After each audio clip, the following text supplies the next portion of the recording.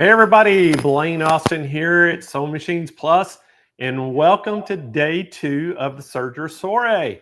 So we are super excited today because we got Pfaff in the house, and we're going to have, I guess, five machines in it, Roger. 5 machines again today that we're going to go over. So we're super excited about that. Hey, before we get started in the show, I got to say a big shout out to some of the SMP Nation watching today. Hey, we have Connie Sims. She's over in North Louisiana. We have Laurie Scott over in Wyoming. We have Miss Parker in Tennessee. We have Renee Bolton down in Florida. We have Lisa Garatana in Mississippi, Donald Scott in Wyoming, and we have Darlene Simmons in Utah. Hello, so all over the nation. Y'all say hi to, I got Rock and Roger in here with me this morning. And for a little while, and then I think Kyle's coming, and then y'all are switching. Yes. So you don't have Roger for long, and but guys, we got a great week this whole week with Sergers, and I tell you, if you've ever wanted to get a Serger, this is the time to be watching because we got some great specials this week, and we got some great products. I mean, fantastic Sergers we're showing, and we kicked it off yesterday with the Viking, and what a great day that was.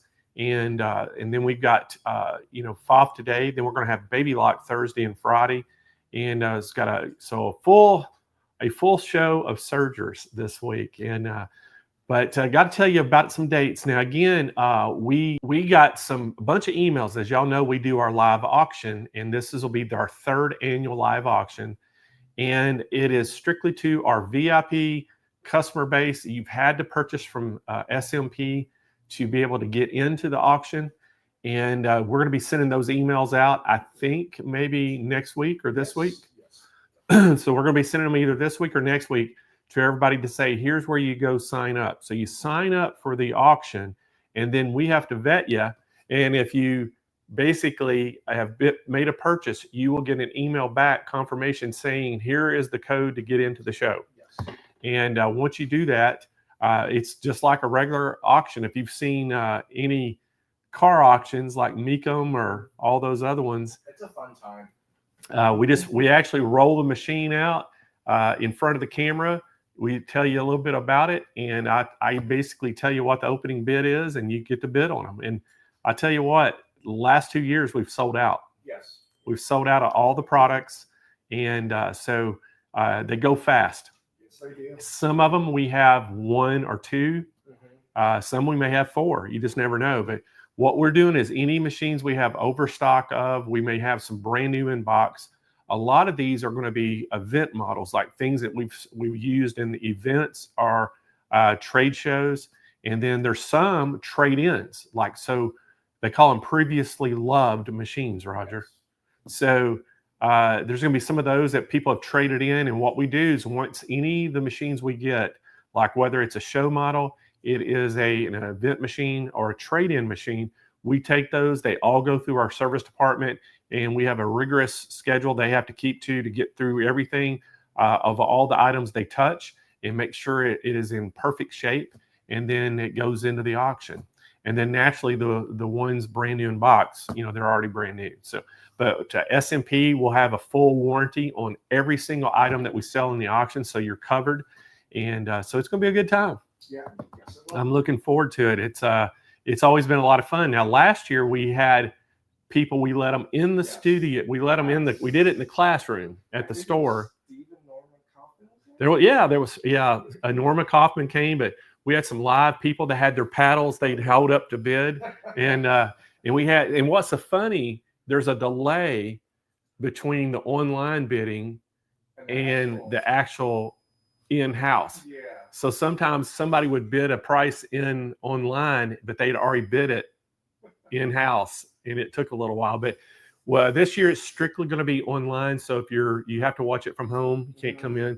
And the other thing, we give you a text number. Yes. So you will text your bid in, and that's how it works. And there's about a 5-second delay. Yes.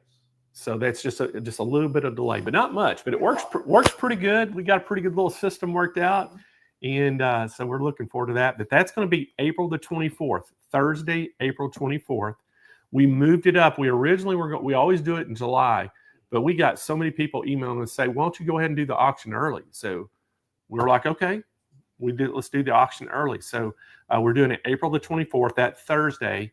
So mark that on your calendars. And then on May 8th, Roger, what is it? I'm drawing a blank. It's the birthday bash. Oh, yes. So we always celebrate my birthday every year. Yes. You can't miss this.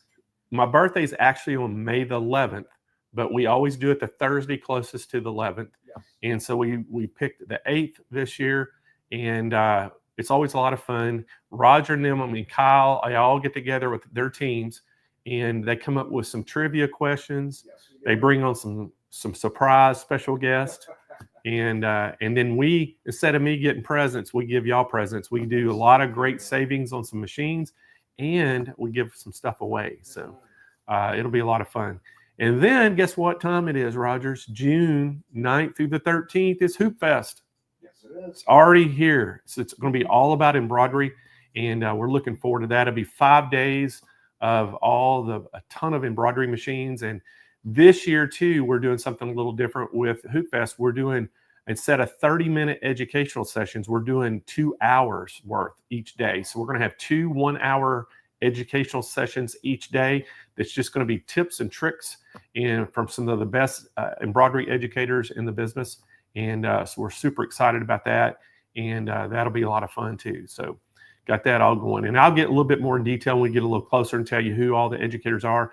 But also, I got to remind y'all about the contest. So there is a contest for Hoopfest where you can enter an embroidery project. And we kind of make it very broad. So we're going to have judges pick the judge's choice. There's going to be 3 places with the judge's choice. And then there will be 1 People's Choice Award, which is a popularity contest. You just get people to vote on yours, put ads on Facebook, send emails to friends, give them the link to go vote on yours on our page. And the most votes basically wins the People's Choice. And you'll get a little prize package with a ribbon and a trophy. And then all the other 3 places, Roger, they get ribbons for their projects, and the first place gets that golden scissors trophy. Yeah. So be a lot of fun. And so got all that going on. I think the website is launched now, so you can go check it out. Go to SewingMachinesPlus.com. At the very top of the page up there, it has a little tab. It says events and classes. Just click on that. It'll take you to another landing page, and you'll see the Hoopfest there. Just click on it, and you can read all the rules about entering your project. You can see, I think some of the schedule may be posted already. We don't have it completed yet. We're still trying to finalize a few things, but anyway, it's all there. And you can at least start getting your project submitted. Yes. You actually tells you what to do. You have to take 5 pictures of it and submit it. And it's a kind of a broad thing. You can do a jacket, you can do a wall hanging, you can do some sort of applique, but it's just all, but we're just going to let the judges choose it. We have 3 professional judges that come in and choose, or, the judge's choice. And I'm the tiebreaker. I've never had to use my tiebreaker vote. We encourage everybody to just go ahead and send anything in. Yeah. Send something in. Don't be scared to do it. Yeah, I mean, it's a lot of fun. Everybody enjoys it. Yeah. And so we'll get that going. All right, guys, I got to tell you about our guest today. Now we have Sonny Grant coming in, and Sonny has loved to sew her whole life. She started out in 4-H as a child when she sewed throughout high school, college, while getting a degree in physics and computers. And she began her career in sewing for a sewing machine dealership where she joined the Viking Shite Sewing in 1995 as an educator for White Sewing Machine brand. If y'all remember that, you've been in this hobby for a long time, White Sewing Machines, because that was old school, Roger. You probably don't even know White, do you? I don't. I remember White. Yeah, I remember White Sewing Machines. But as so she was the educator for that brand. As a sewing, as the sewing industry started to add more technology, her degree positioned her to become an embroidery software trainer. Later, she got into embroidery software. She became the software manager at SVP, which is, if y'all don't know that by now, it's Serger, Husqvarna, Viking, and Pfaff. And during her time at SVP, she had the opportunity to live over in Sweden and work 2 years where she headed up the global education team. Now she lives and works at the headquarters at SVP in Nashville, Tennessee, and she's the director of education for North America. And she enjoys teaching people and the joy of sewing, serging, and crafting and more. And I tell you what, we are so excited and happy that she's here with us today, because I'm telling y'all, you're getting one of the best. So y'all give a big SMP welcome today to Sonia Grant. Hey. Thank you, Blaine. Hi, everyone. That was a long intro, but you've done a lot and you deserve that. And I tell you what, anybody, it goes back to white sewing machines. That means you've been in this industry for a long time. It does. It does. And I'm impressed that you remember white sewing machines. Oh my gosh. You know what I tell people? If you know white sewing machines and new home, that means you've been in this industry for a while. We're aging ourselves. We are. Oh, I don't want to say that. I don't want to say that, Blaine. But, oh, goodness. Oh, well. Oh, well. Well, I appreciate you having me here. And I was actually watching some of the chats things going on as we were starting. And so someone was saying they were an hour off earlier. They got here early for the soiree. And I have to admit, I was an hour off too. I was early. I'm like, oh my gosh, I have another hour. So anyway. Well, you know, it's the time zones really mess you up, and we try to. I mean, I get screwed up on it sometimes because we're on the Pacific time in California, and we have people nationwide, so we're on 4 different time zones. So it kind of sometimes it gets confusing, especially for presenters, because like you're in Central Time Zone. Yep. And you're having to think, when you see the schedule, you're having to think, hey, I'm 2 hours, later. Yep. For sure. That was a little tricky, but oh well. I'm here. I was here early, so now we're all here. We're ready to go. Well, hey, we're gonna let you get going. And I know this morning we're gonna do a little bit different. We did that yesterday. You're gonna talk about both of your top of the line machines at the same time to show the difference between everybody. And I think that's excellent. So we're gonna do that. I'm gonna let you take it away, and then when you get ready, just holler at me and I'll be here.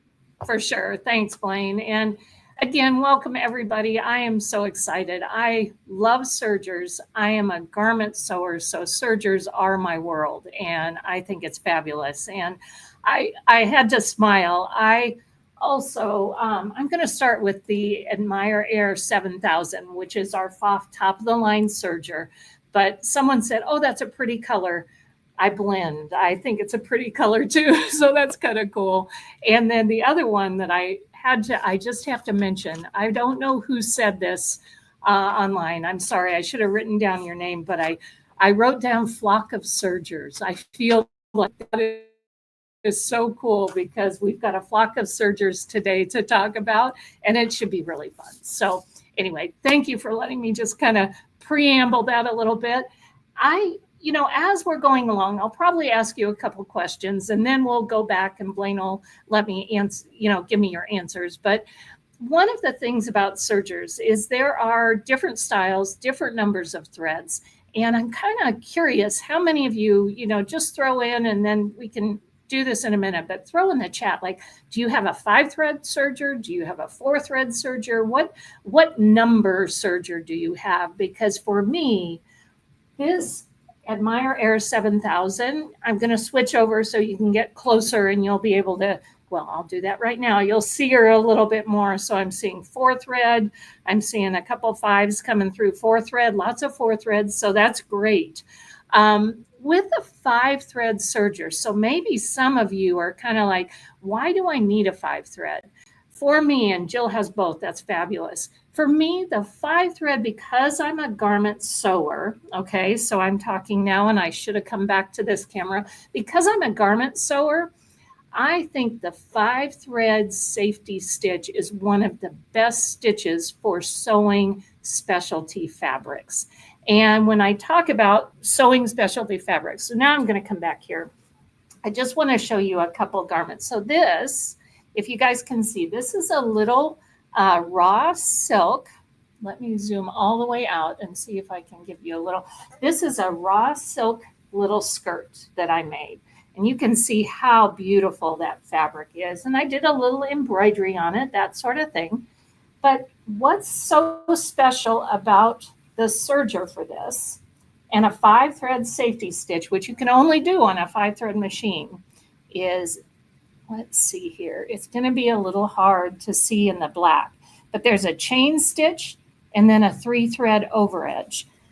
Same thing, and you'll be able to see it on this. This is actually another type of silk fabric. It's a little skirt that I made. You can see that.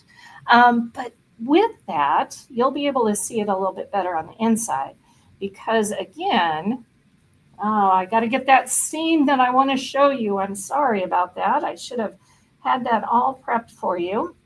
But right here, can you see that? How there's a chain stitch below and then the 3-thread over edge. What this does, everyone, so what this does that makes it so cool is it holds these light, super light fabrics perfectly together.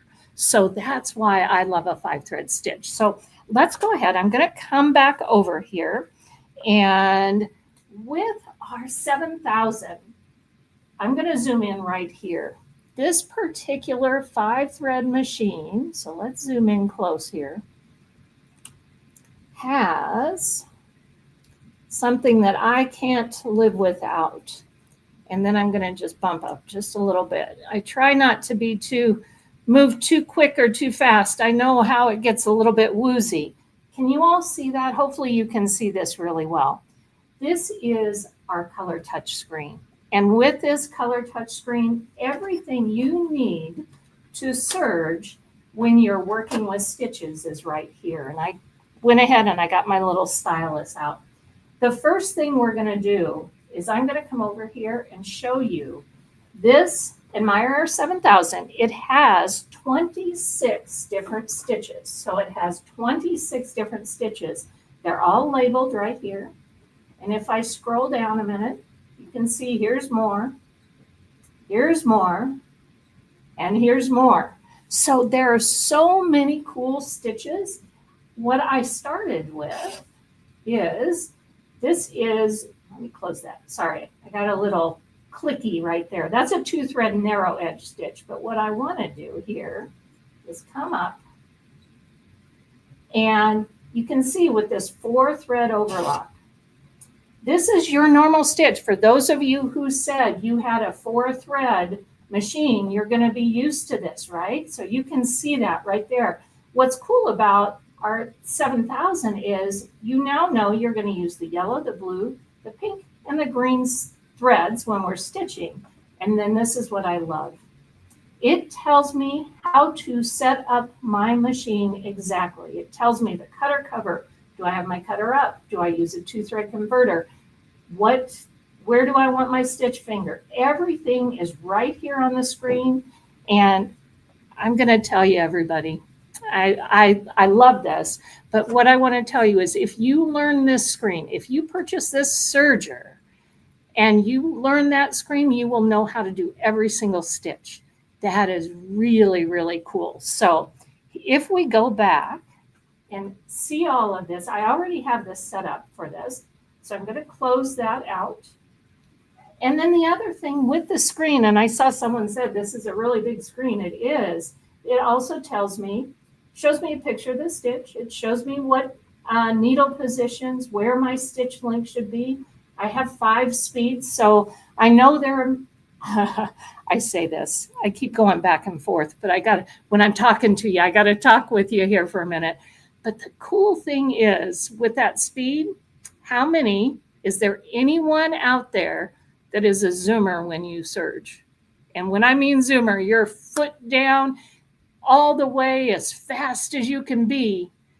And there are times we shouldn't do that. I'm a zoomer too. So when I say that, I can actually change and make my speed a little bit lower. So it's going to force me to be a little bit more careful.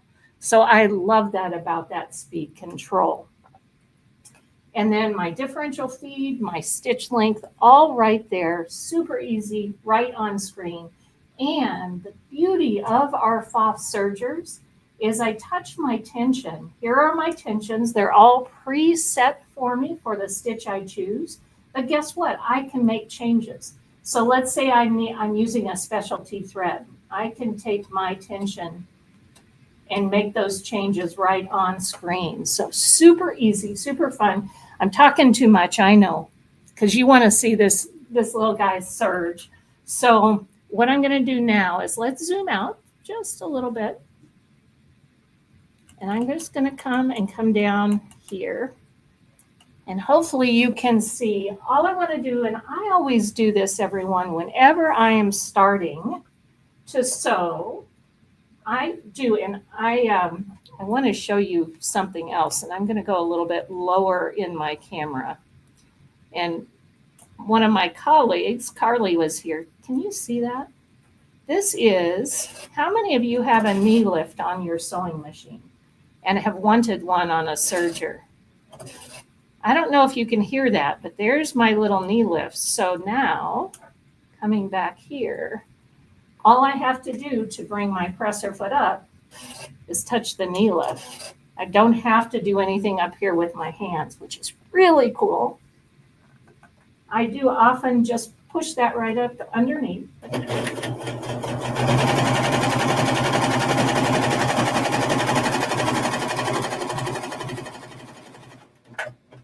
there is a little cutter right back there. And guys, can you see that? That is such a beautiful stitch. We have been doing trainings on these sergers as we were going along, and as the training, we have to, get your machine out. You have to set it up. You have to make sure that, everything is sewing. Every single one of these out of the box, boom, it was ready to go. So love that. And didn't you? I mean, that's so easy. Those of you, again, with those 4-thread sergers, you know the ease. For me, the 5-thread is really, really great. And I'm going to show you one other garment that I made. And this is actually this is a green wool. If you guys have fabrics that you are like, oh my gosh, what do I do with this green wool? It was an Italian wool doing that first cut. But again, having that 5-thread stitch to be able to make these garments, it's fabulous. So here we go. I'm going to come back. Let's go back to our screen here. And hopefully, so I'm back here. I'm going to move up so you can see the screen. And why I want to do this is I want to show you that 5-thread stitch, everyone. I want to show you that. And that does mean we have to make some changes. But the beauty is, all I'm going to do is I'm going to do a 5-thread safety stitch narrow. I'm going to use the narrow because it's going to be a little bit quicker for me to set up, and hopefully you can see that. And when I click on that, I keep clicking. So I'm at a little weird angle right here. So let me see if there we go, get to the right spot at my screen. So I'm a little weird angle. This is what it's going to look like. It's going to have a chain stitch and an cast stitch. We're going to use all of our threads.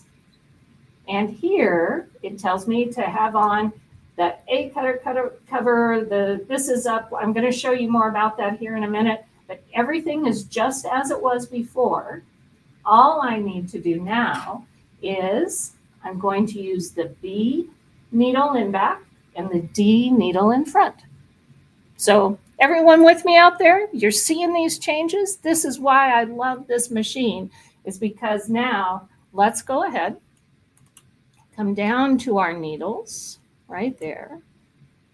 And hopefully what you can see is there are lots of different places for our needles. And there's so much to show you. I gotta make sure I remember to show you about my little tip here. All right, so I just clipped my back needle, and I'm trying to keep my hands out of the way a little bit. So there we go. We're going to move the needle to the D up here at the front. So right there, a little bit closer, you could see C, D, E. What I do want a little tip, whenever you are changing needles, everybody, I always put my needle into where it goes first and then bring it up into where it is in the needle clamp screw. Because that way I make sure I'm right in alignment, if you've never done that before. And then the last thing I want to share with you, and I'm going to make sure that this is up a little bit, so hopefully you can see. How many of you have ever seen these types of needle threaders? I'm going to turn my machine a little bit, so hopefully you can see this a little bit better. I love this needle threader. It takes a little bit to practice, but what I'm going to do, see how I have it? I've just got it right here. This comes with your 7000, by the way, and it actually pushes the thread through the eye of the needle without you having to worry about getting out that extra light. Or actually, I don't need a lot of extra light here, but tweezers or anything like that. That is so darn easy. Did y'all kind of see that, I hope? Because that was super easy to work with. And that is, now we have one more thing we need to do, and that is get that last thread in. All right, so now, here we go.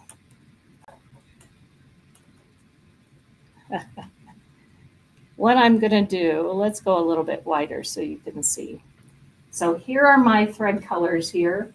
I'm gonna take my thread from the top. You don't need to see me do that. Come down here. I'm gonna put it into this thread guide.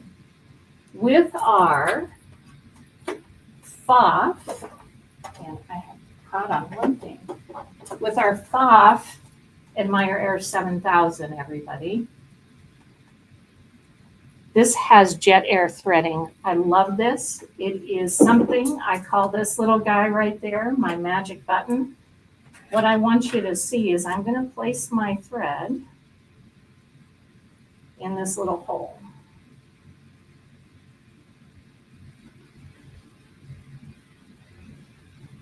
I got really quiet there because this is the coolest thing. I'm going to move over here. You saw me put that in that hole. I want to make sure, and I think, you know what, I'm going to do this, just zoom in a little bit more for you here. Because what I want you to see, and I'm looking, I can see, so I want you to look right here, right there, everyone. I'm going to make sure that everything is engaged or put in the right place, and I want you to look right there.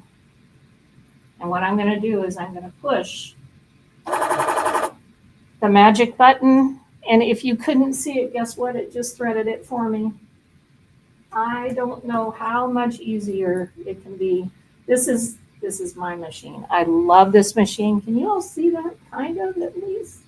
Please say yes if you saw that, and if you want me to do it again, I will do it again because it's so darn hard.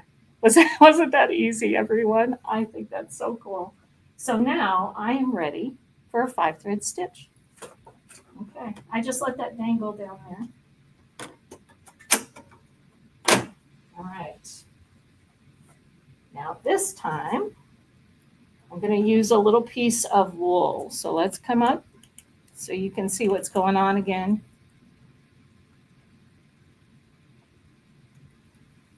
How many of you use a 5-thread stitch? I'm very curious. How many of you use a 5-thread stitch if you have a 5-thread serger? I think a lot of people end up using like cover hems and things, but this is really, really wonderful. So let's sew. And we're cutting.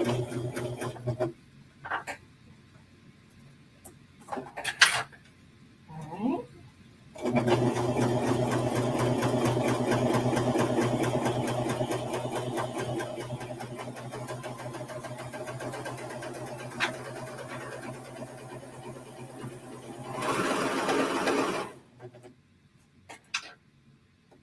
See that? Isn't that, I I love that stitch. It is beautiful. This is what you see, everyone. This is the stitch you see in those high-end garments when you purchase them from one of the, you know, the like Nordstrom's or the bigger stores.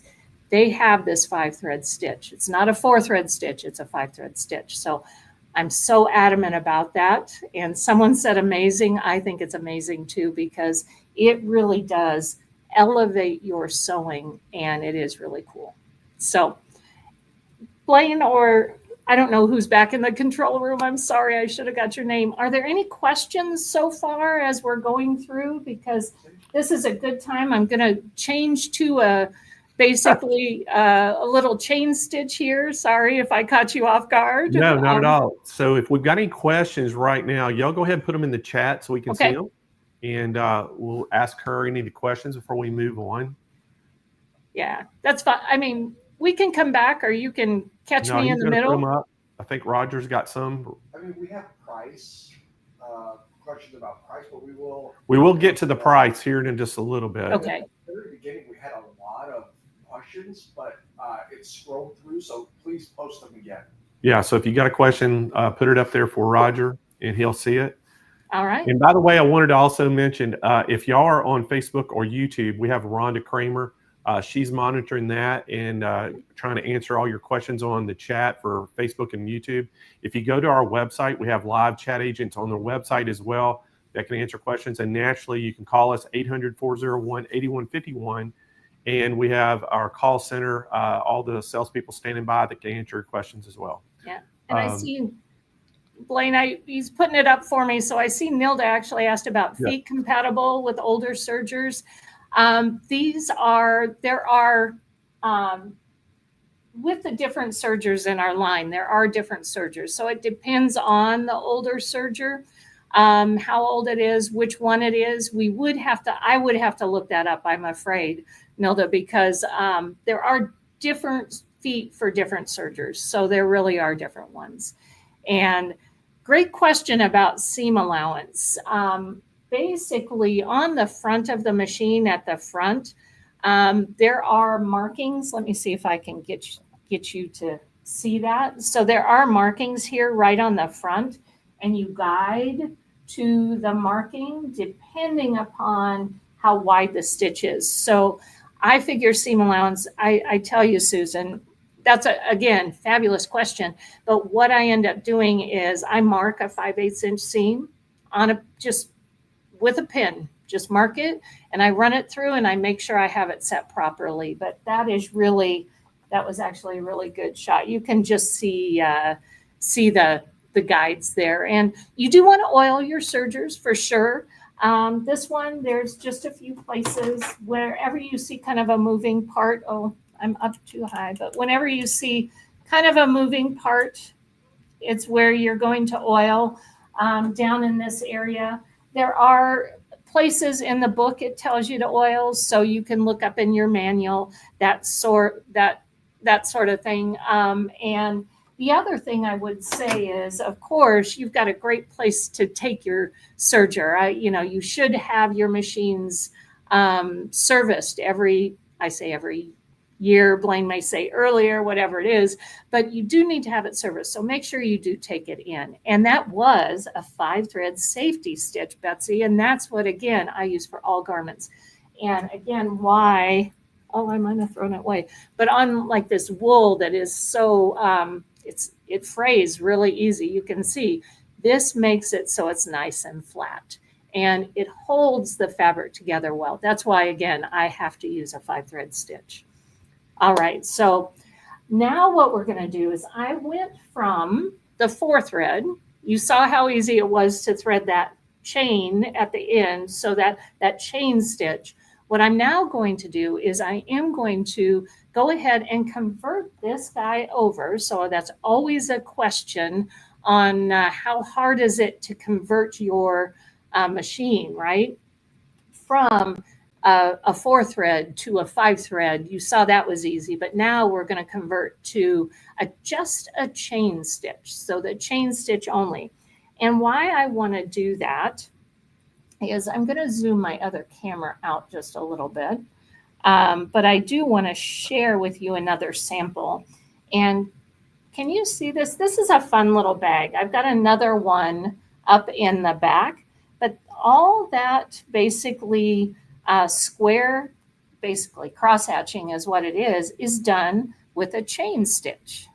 And that is done on the serger. So I've got another one in back. These are fun, and that chain stitch is really very cool, super easy to do. And it also allows you to kind of do like pin tucks and sew regular on a serger, which is so very cool. So I'm going to move, although I'm just throwing things around the studio here. So I'm going to throw it around a little bit more, put it in back here. And let's go ahead and convert to a chain stitch. All right. So let's come back. And I've got my machine. It's actually not a bad angle. The only thing is, got to go up to that screen. I feel so fortunate all the time whenever I'm doing any sort of serging that I have this particular model, because what it does really for me is I'm lazy. I don't have to get my book out anymore. So it's really pretty great. So I've got 5 thread safety. Let's come over here. And I happen to know that the chain stitch is on my last page. So I'm going all the way to the last page. So let's choose chain stitch. You can see this is what it looks like. For any of you who bird seed dog food, that's really what this is that chain stitch that puts together those different types of like food bags, that sort of thing. I'm going to go to number 1. Now we've got a lot of changes, and basically B cover, put our blade down. We're going to change our stitch finger to R, and then we're going to make sure that the upper looper stays down. So those are all of my things that I'm going to work with for this chain stitch. All right. So you're going to have to help me remember. All right. I can see it. I'll see it, but I'm going to come down so you can see what I'm doing. All right. And I'm just going to zoom out just a little bit so you can see this in a better way. All right. So I know I had already said something about a cutter cover. That's what this is, everybody. This is your cutter cover. And there's a little letter A on this one. You can't really see it. I'll show it to you in a moment. But all I'm going to do, let's go ahead and move this down so you can see this. All I'm going to do is I'm going to press this little button and it slides right off. Isn't that easy? And there's that letter A, so you can see that pretty easy. Letter B, they have it kind of upside down. Can you see that? I'm going to put this on last, but this is my B cutter cover. It comes with my 7000, so that's easy. Super easy. For the blade, so now let's come up again. And I'm probably taking way too much time. I should just say, here, do this. But I want you to know, everyone, how super easy it is. So the blade just comes down like that. So now my blade is down. I'm going to change my stitch finger, and that's where the stitch is actually formed up there. I'm going to take that to R. So that's there. And then the other thing it said is this little upper looper. So the upper looper, and I'm going to clip those 2 threads, and I'm going to pull that through. So I just clipped the threads and pulled through. This little guy for a chain stitch has to be down. It can't go up and down. You can see it. Well, you can see it moving a little bit right there behind my shoulder. It can't do that when we're doing this. So I'm going to pull that all the way down. And guess what? I'm going to go to B down here. I just flipped a little switch. Now when I turn, nothing's going to happen. So there we go. So got that. Let's put our cutter cover on now. And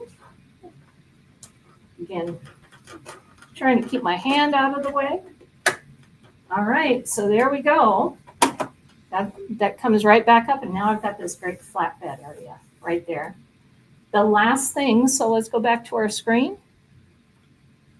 There we go. So there's my screen. I'm going to close that out. Let's zoom in.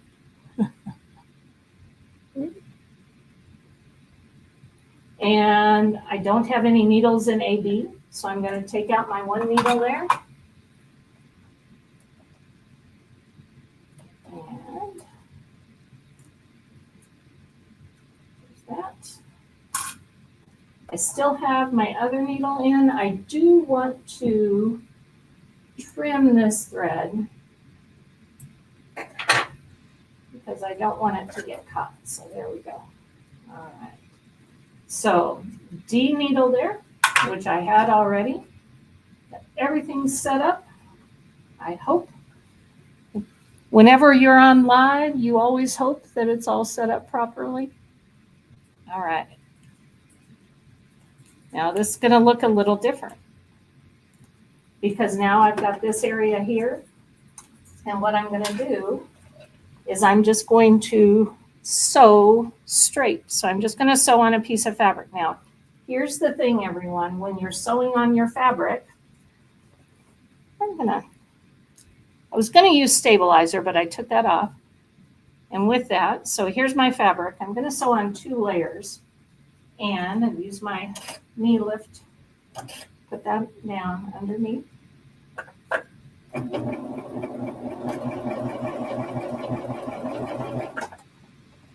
might have just, oh no, I'm doing okay. All right, whenever I do, well, nope, I'm going to show you something here. Oh, we always have to show our mistakes. I did something wrong, but I'll show you what it looks like, and I'm going to tell you never to do what I do, right? So anyway, what happened is I did not have something, I'll be honest here, put it up close. I didn't have something in the tension. Can you see that? So that is a mistake. That is something that we really, really hate to happen in the middle of a class like this, but it happens. So let's see what happens. Let's see how we make that change. I think what I probably ended up doing, I've got my looper here. I've got my chain stitch, got that, all my tensions. And by the way, whoever's on camera right now or in the chat, you know, like I said, it always happens when you're live on TV or on YouTube or Facebook. So what I'll do is, like I said, I'll go back and I'll show you. But basically, somehow I didn't get something in the tension. So anytime you have loops like that, that's the first thing you want to do is make sure is everything in the tension properly. So that's what I'm going to do here is I'm going to click, make sure everything's in that tension. I got that good to go.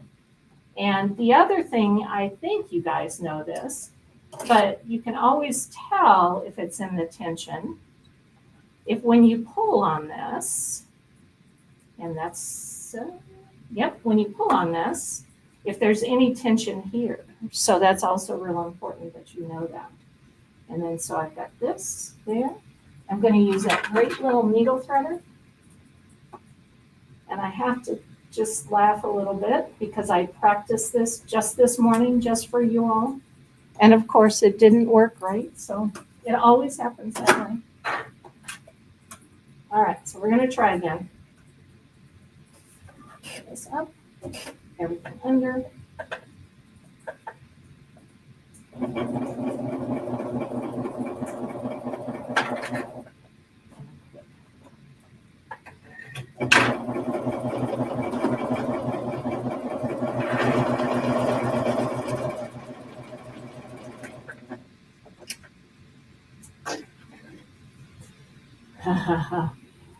Oh, and okay, so it still is not in the tension. It still isn't in the tension.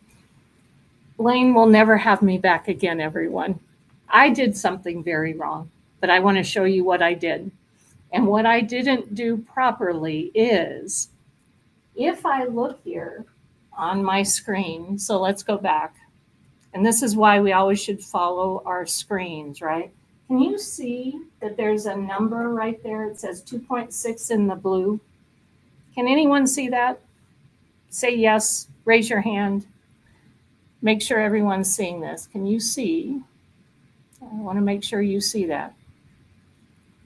Right there. It says 2.6 in the blue.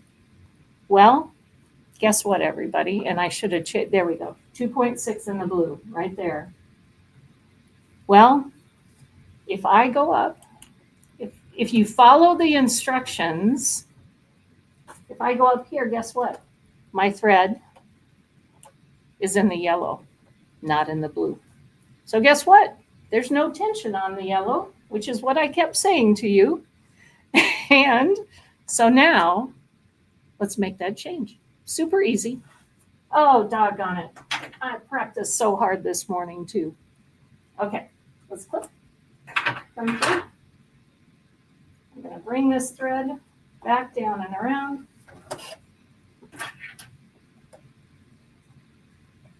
There, we got that. Got that. At this point, you can only laugh at yourself. Like that. And let's zoom out a little bit. Are you? Oh, you got me. All right. Here. Here. It's still going to be down.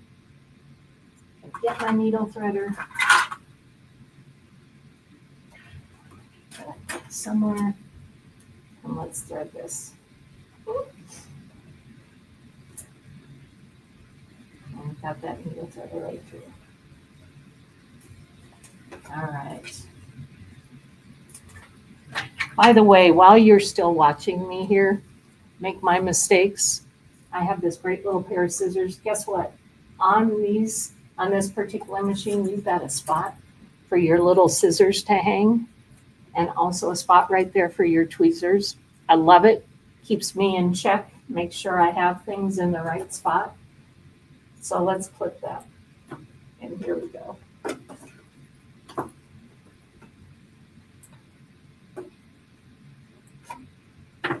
Okay. So everyone, are you with me? Keep your fingers crossed. Shouldn't have happened in the first place if I would have read the instructions. Let's come back and check this out.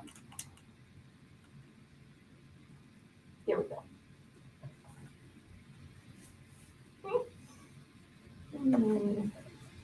All right. So press your foot down.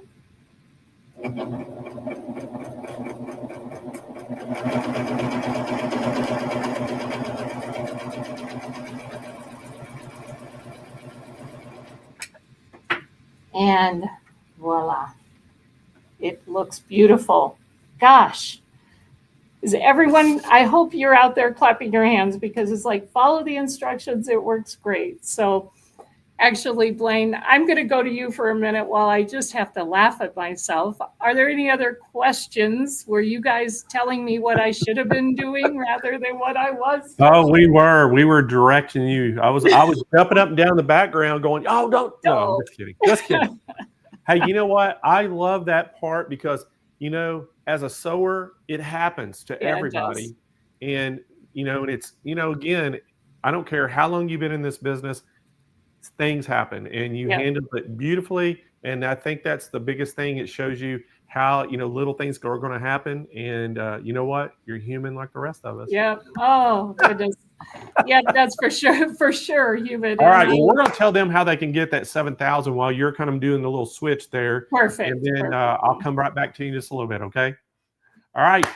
Everybody, the computerized one that she was showing, the very first one there, that is that Admire Air 7000 cover lock. Now, again, look at the price on that, $49.99. We do have specials on this. So we have a couple different specials you can call in to check out. Again, we have financing available, free shipping nationwide, 800-401-8151 for this.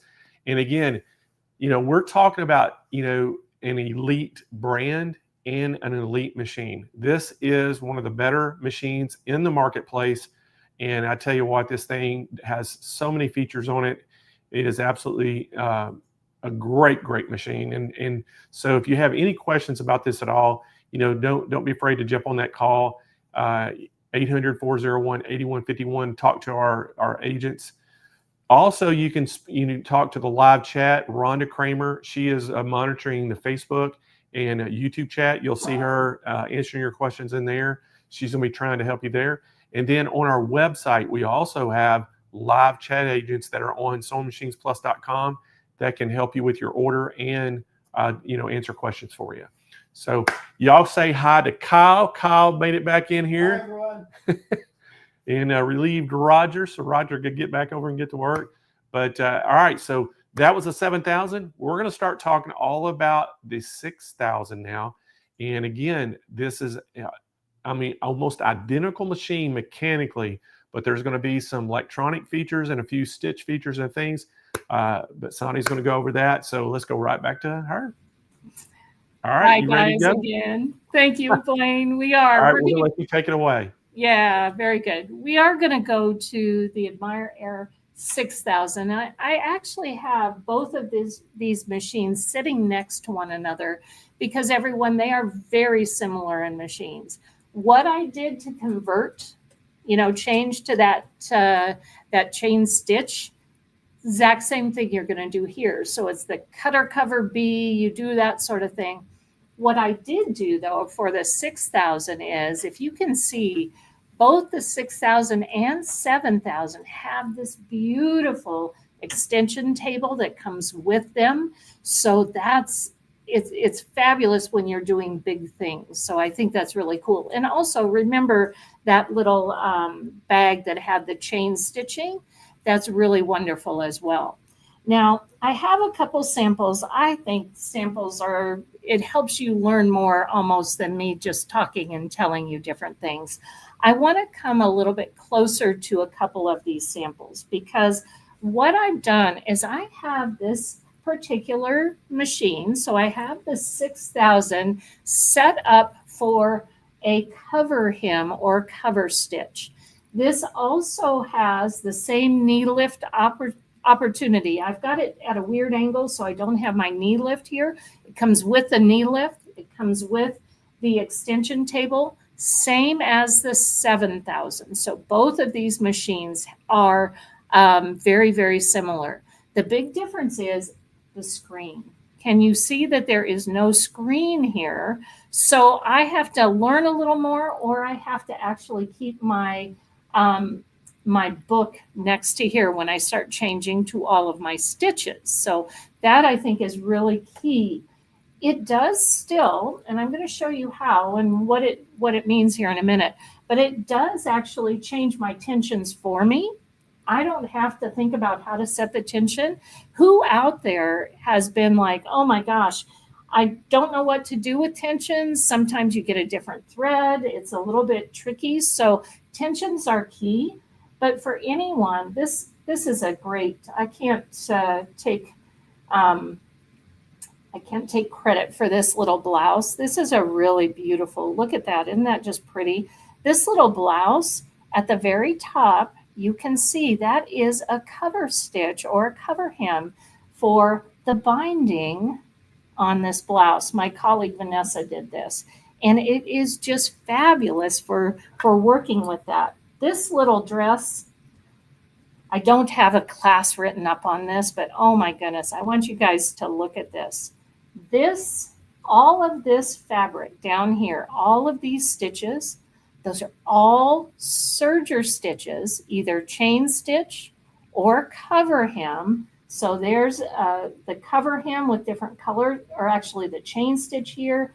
The ribbon was put on with a cover hem. This was a plain piece of pink fabric. And again, I didn't do this. This is my friend Amy made this.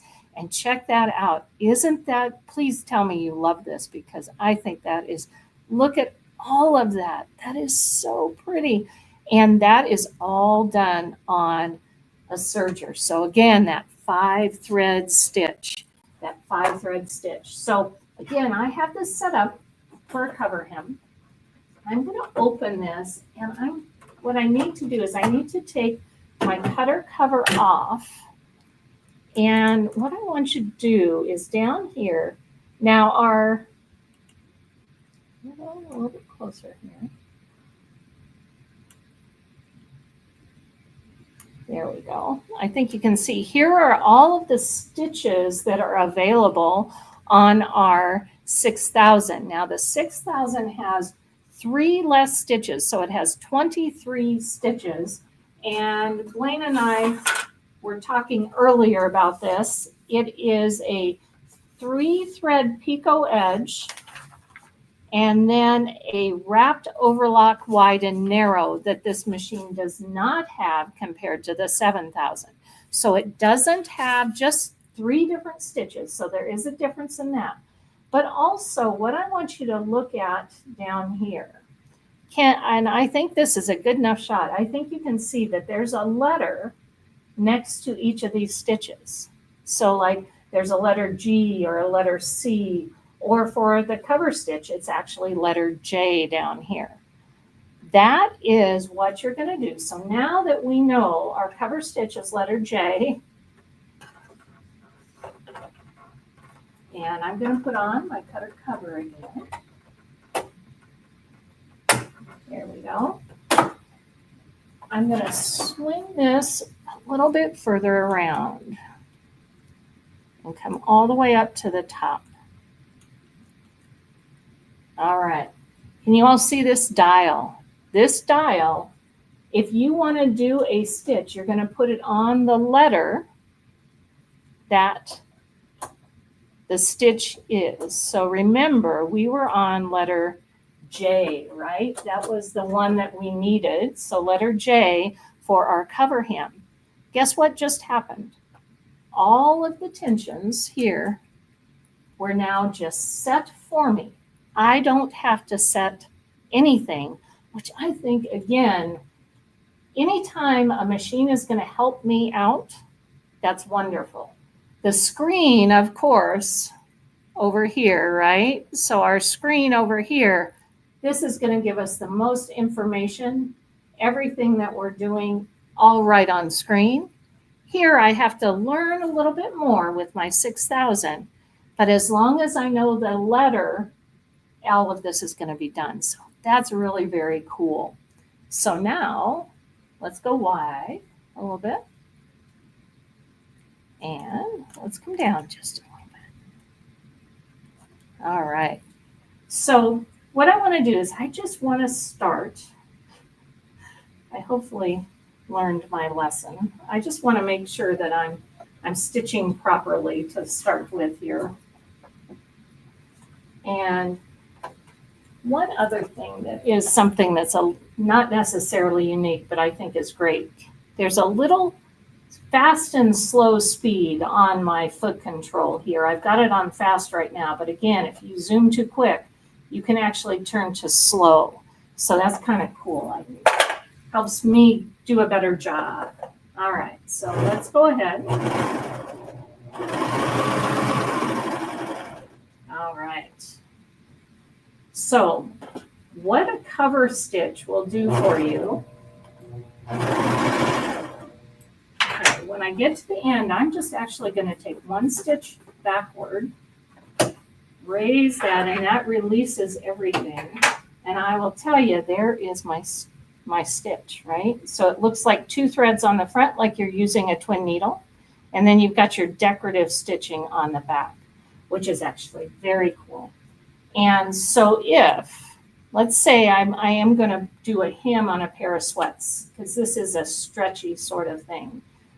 What I can do is I can look where my little fold is. Can you all see that? So I got this little fold right there. And what I'm going to do is I'm going to place, and I'm going to take this up even higher, because that's a really kind of a cool thing that I can take that up even higher and get my fabric underneath all the way. And I'm going to use the guides that are on my little guy here. And then get myself started again.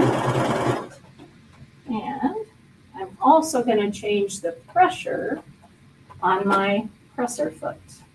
There we go. All right, so now raise that foot. Everything will release. And now I've done, if you can kind of see that a little bit, I've made a little hem on like a pair of sweats or whatever that may be. So I think, again, that's really very cool. So I don't see any questions coming through, so I'm going to kind of keep on going unless there are any questions that you all are thinking of for me right now.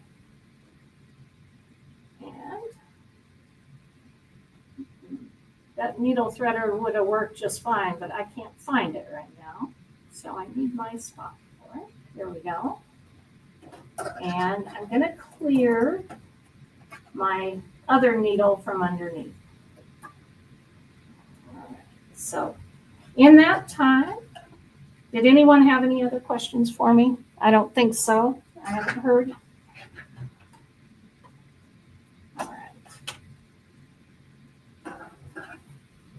So everyone, now, how is it on stretch fabric? That is, so cover hem. That's a great thing, Kathy. This is for stretch fabric. So this is like a fleece, and that is for stretch fabric. And this one that I did here, that actually Vanessa did, but I showed you earlier. So this is super stretchy. This is like a two-way stretch. So it works great on stretchy fabric. So that's what this is made for, is it is made for stretchy fabric. It's also really great for like lycras if you're doing, this is perfect for working with, like if you want to tackle a swimsuit or something like that. So that is really key. Now I'm back to my cover hem here again. But I want to share with you about this extension table. Because this extension table right here, and I'm going to try and zoom a little bit closer so you can see it. On this extension table, on this side, there are little holes. And with those little holes, with your 7,000 and 6,000, you get this fancy dancy little pin. It looks like like a lapel pin almost. What I'm going to do is I'm going to place my fabric underneath just because of my fabric size. I'm going to place it underneath my presser foot. I'm putting my pin in one of those holes. And then putting a little catch on the back. All right. So now, presser foot down. Check this out.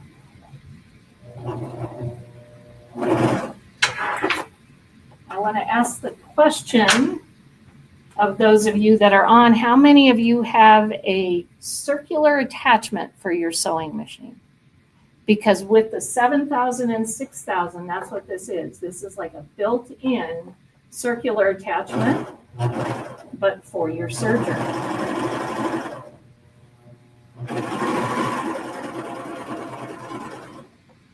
And hopefully you see it coming out the back just a little bit.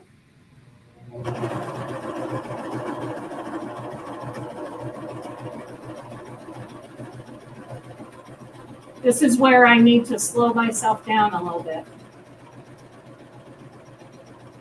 And make sure I'm keeping everything nice and straight and even.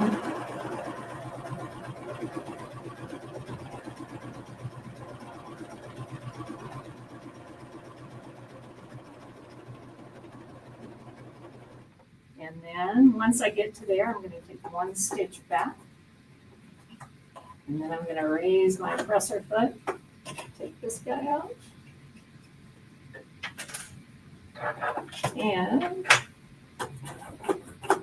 there we go. Release everything. Yay!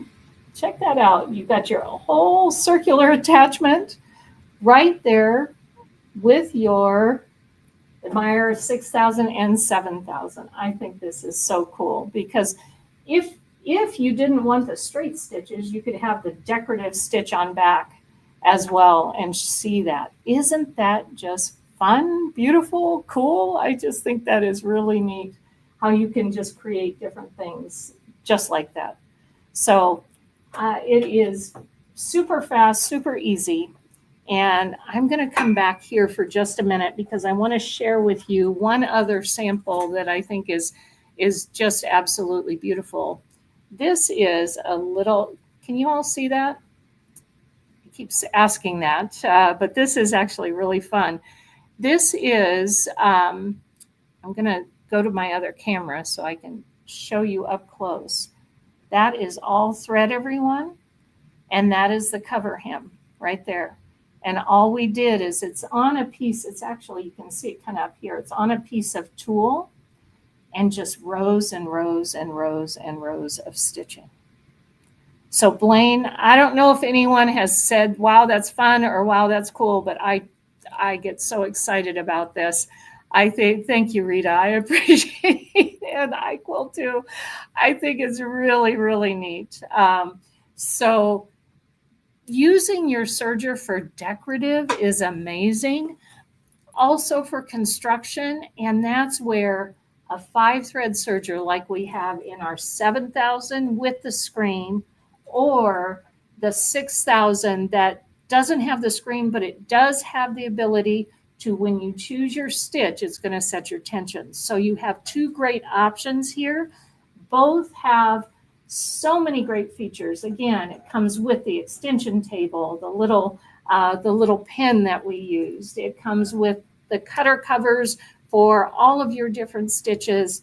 I just think it's really, really neat that you have all of these options coming with both actually of our machines. But I have to admit, I love the screen. If you can get the screen, that's the way to go in my book, because that way I know what everything is. And if I would have followed it, we wouldn't have had any problems with that little chain stitch. So Blaine, I think I'm ready. I'm going to hand it back to you for a minute. And I think this time I need a couple minutes because I'm going to change machines.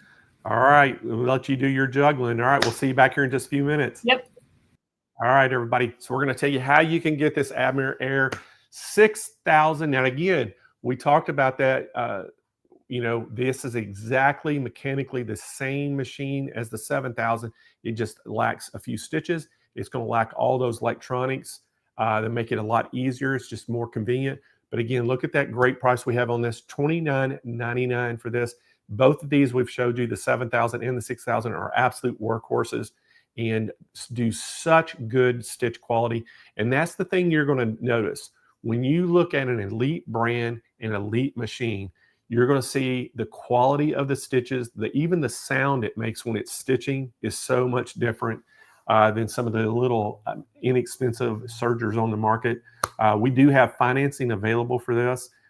So give us a call right now, 800-401-8151.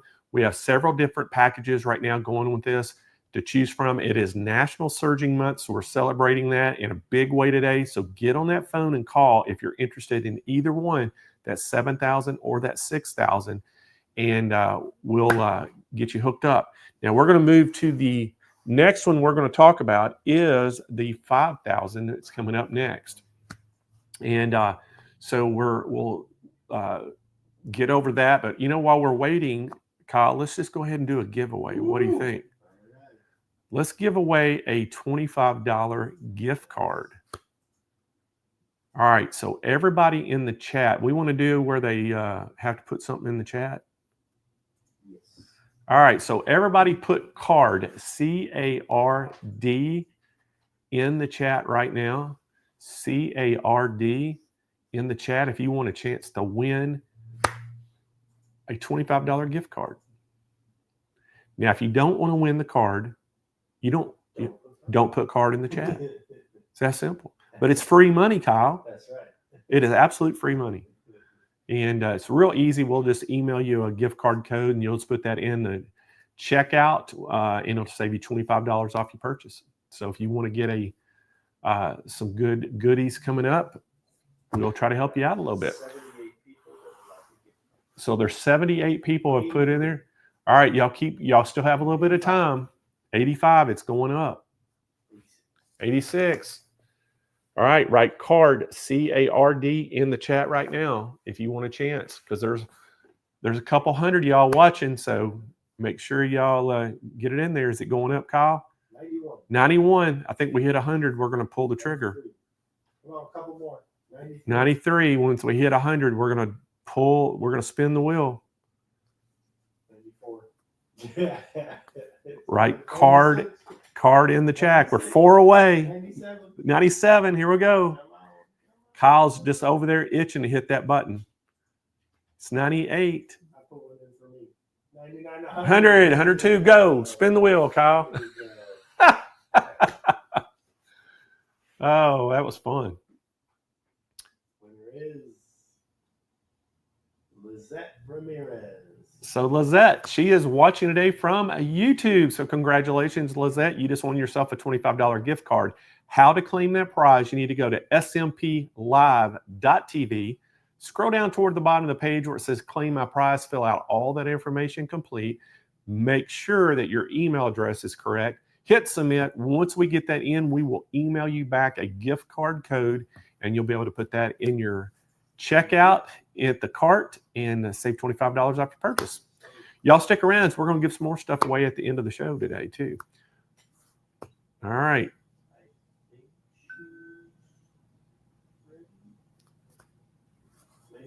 Maybe. I see the machine, but she's doing a lot of moving. We don't know if she's ready yet. We're going to be just a second. Anyway, I want to remind y'all, tomorrow and Friday, we're going to have Baby Lock on here. We're going to have Baby Lock Showcase. We're going to showcase each day 4 Sergers per day. So you'll have a total of 8 different Sergers with Baby Lock we're going to show. That'll be tomorrow. We got some great guests. We got Lisa Knight. Y'all have seen her on here before. Linda Brattine is going to be on, and Melinda Stevenson from Baby Lock are going to be on tomorrow. Oh, yeah, that brand new. Well, the Applaud's not brand new, but the thing about the Applaud, it is brand new to online. So the Applaud, we're going to have that on. That was a retail store only item, and April 1st, we got to start selling it online, and we're going to demo that tomorrow as well. And then on Friday, we have Deb Canham. She's been on our shows before. We have Melinda Stevenson back, and then we'll have Linda Brattine back as well. And great educators from Baby Lock will be on tomorrow. And all 4 of those ladies are really well versed with Sergers. I mean, they live and breathe Sergers, so it's going to be a great Serger show. As of yesterday and today, both great shows going. Love this event. And if you've ever wanted to know anything about a Serger, this is the show to watch. So let's go right back all the way to the Nashville headquarters of SVP. There she is. Hey, everybody. I'm right. back. Are we ready for this 6,000? I mean, 5,000. I'm sorry. 5,000. Yeah, and I am. And I have to say, I know yesterday Mickey was a lot quicker with her turnover than I was, so that's okay. Hey, everybody, we are now with our Admire Air 5000. And I know that some of you, when we were talking before, you were saying a lot of you have a 4-thread serger. I think I actually am fortunate. I have a 5-thread at home, which again, I do a lot for garments. The 4-thread is super great for knit fabrics. And I think that's the big thing, that the 5-thread that cover hem, or the cover hem, but also the safety stitch wide or safety stitch narrow, that's great for woven fabrics, non-stretchy fabrics. So that's kind of the difference I see. And I'm fortunate that I can have one set up that way and one set up for knits. So I'm going to flip over real quick here to my 5,000. And this, I just want to start by just serging a little bit. I talked a little, probably too much earlier, but what I want to do is I want to share with you. So if How many of you out there are making t-shirts? This is like a little sweatshirt, ribbing, that sort of thing. We've got all of that we're doing. What I want to share is this particular machine. I have it set up for a 4-thread overlock. So 4-thread overlock. And with that 4-thread, I'm going to take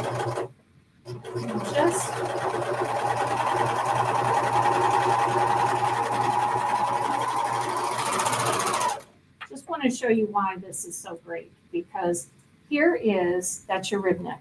That easy, that fast, that quick. And that ribbing, fit in just perfectly. But look at how great and finished that is.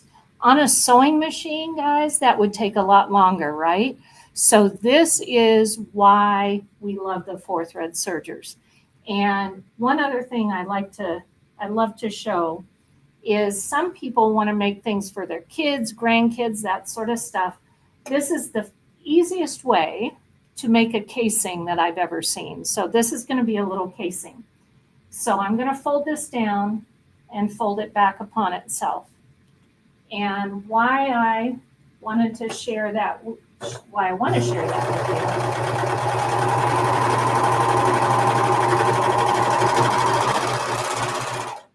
You guys have maybe done this before, but in that one seam, I've now created the casing at the top or hem at the bottom, and you just run your elastic right through there. That to me, and I've done this 20 million times, and I got to tell you, for me, this is why I need a serger. I need a second serger, right? Is to be able to do this sort of stuff. So the 5,000, we're working with the 5,000 here. The other cool thing about the 5,000 is, again, as a 4-thread stitch, so as a 4-thread overlock, it also does 3-thread and 2-thread, kind of like what we were talking about with the 7,000. It had so many stitches. This particular machine, and I hope I didn't do something silly. All I did was minimize. This particular machine, I want to give this to you correctly. It has 16 stitches. So it has 16 stitches. So anything that was the 5-thread or the cover hem, it does not have, but it has rolled edges. It has 2-thread. It has flat locks, which I think are really beautiful. This little top here, okay, if you look in at that, that is done with a flat lock stitch. So you can do that with this particular 5,000 machine. So lots of different things you can do.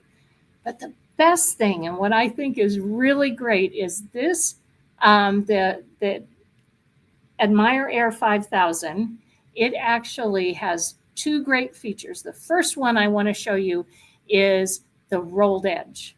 And why I want to show rolled edge. How many, raise your hand, let these guys know, how many of you have ever struggled getting your tension right for a rolled edge? Me, I have. I don't know if you ever have, but I have certainly struggled on other machines. With this particular model, so let me go back here. With this particular model, I'm going to zoom in just a little bit. And what I want to show you is, do you see there's a little switch right here? This little switch says tight and it says normal. For my sewing right now, I'm set to normal, and that's where we created this beautiful 4-thread stitch. So this beautiful 4-thread stitch. For the rolled edge, all right, and let me turn this. Hopefully we can, and I'm going to zoom in a little bit more. All right, a 4-thread stitch, you are going to, you're going to take out one of the needles. So we are going to, there we go, maybe you can see that a little bit better. We're going to take out the left needle and leave in the right needle. For any of you who have ever, I'm going to give you a little tip here. I'm going to go ahead and I'm going to unscrew my needle screw and leave my thread in the needle. So when I take the needle out, if it was to fall down in the machine, that thread is still there. So it helps sew. It doesn't drop down in your machine. So if you've ever had that happen, just leave your thread in while you're taking the needle out. So now I have one needle. I'm going to stick with my threading is the exact same, except I don't have the one needle thread in. And the last thing I'm going to do is I'm going to take my stitch finger out, and I'm going to move this. So I'm going to move this to tight. All right, so now this is on tight. Okay. So rolled edge, real quick.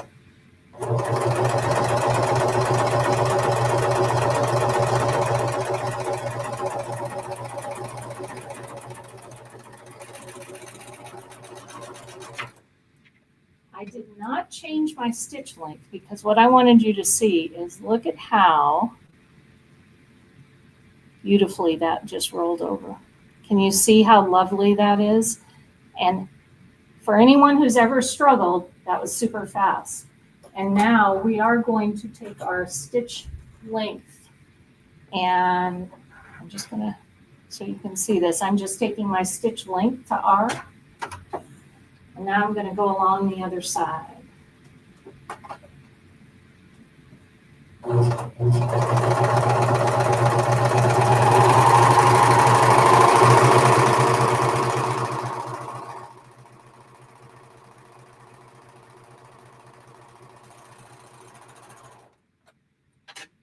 So now my stitch is a lot closer together.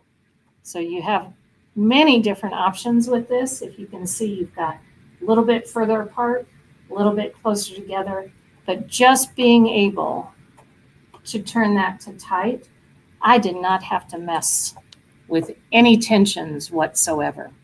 So anyone who doesn't have a 5,000 machine, you would have to take your lower looper tension super high and your upper looper tension maybe a little lower and your needle tension just the same. And this did it all for me. So that was really fast, really easy. I hope you saw how quick that was. Now, I'm going to try and do something right now because behind me the whole time here, I've actually had this beautiful dress and you can't really see it well. So what I'm going to try to do is I'm going to try and let you guys see what this dress actually is. So that dress is all woven strips of fabric with a rolled edge on the edge. And I'm going to zoom in even further. Look at that. Look at how beautiful. And that was done with the 5,000. Isn't that amazing? We used a little bit of a decorative thread. So you can see that. And also on the napkin or on the scarf as well. So we used a little bit of decorative thread in the upper looper.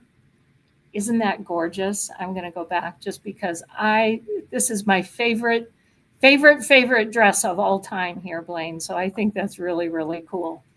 So that is like the rolled edge, really fun, super easy to do, right? Super easy to do. So any questions about the rolled edge from anyone right now? If you don't, I personally think I have this machine at home as well. I have personally bought this machine because I think the rolled edge, whenever I do napkins, stuff like that, it's so easy.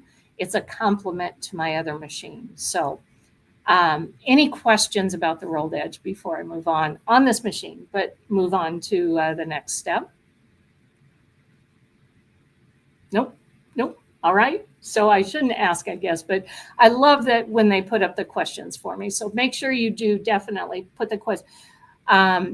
It's actually, so that dress is not wool. Great question, Erin. It is more of a satin. So it's a little heavier satin. It looks almost like a wool, but it's a heavier satin. And it is really in person it is just beautiful. So really, really neat. You know what? The question of what type of thread do I use? I do use a lot of different types of thread. With Serger threads are a little bit, in general, lighter weight than your regular sewing thread because you have so many, basically with the stitch, there's so many threads being put together. So I usually use a polyester Serger thread. I know Blaine has some there. It is something that I think you really, basically, you just want a good quality. And the Serger thread, a little bit lighter weight. Sometimes what I will do is I'll put regular sewing thread in the needle threads. That way, in the needle threads, it's going to match whatever fabric I have. So that's the other thing. You can always kind of mix threads just a little bit. And Yolanda, the 7000 can also do a rolled edge. Basically everything I'm doing here, you can do with the 7000. So yes, it can do a rolled edge. It can do a 2-thread, a little bit even lighter, finer rolled edge. So yes, you can certainly do all of those things. So anything that I'm doing here, you certainly can do on the 7000 and the 6000 for that matter, but the 7000 a little bit easier to set it up. So thanks for throwing that out there. I think Kyle is now in the back, is in the comment section. So thank you for that. All right, so rolled edge. Let's come back. And I'm gonna now come back down a little bit. So let's zoom out. Yeah, isn't that pretty? And that scarf also is really pretty too. All right. So now that I'm back here, let's zoom back in a little bit. And I'm gonna kind of turn this. Hopefully you can see what I'm going to try to do here for you. Because I showed you earlier on Vanessa's blouse. So remember this pretty blouse that had the cover hem at the top. So that had the cover hem at the top here. I don't know if you noticed, but on the sleeves, so let me back up a little bit, on these little sleeves, that is also a rolled edge, but notice how it kind of gives a nice little wave. That is actually called a lettuce edge. We often will call it that. She did that on the bottom as well. And with that lettuce edges are usually used with knit fabric. Because what's going to happen is that lettuce, that knit, is going to stretch. And when it stretches, it gives that little wave for the rolled edge. There are a couple ways you can do this. I personally, how many of you out there know differential feed? If I say about differential feed, how many of you know and understand what differential feed is? Few yeses coming in. Are there any no's when we talk about differential feed? Does everyone have at least a little bit of an idea of what it is? Basically, as we're going through, I'm going to take my presser foot off. And there is, let's zoom in a little bit more on this, I think.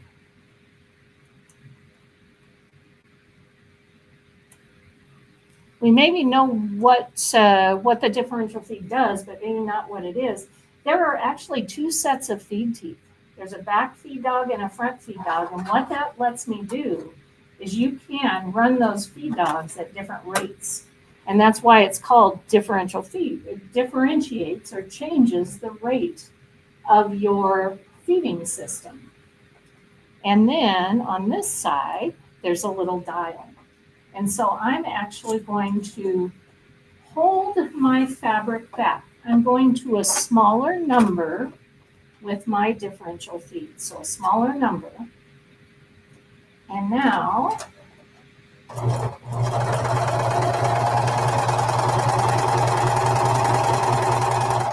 what it's doing is it's pulling the fabric.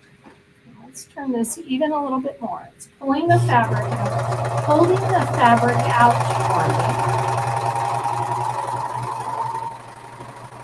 me. And you can start to see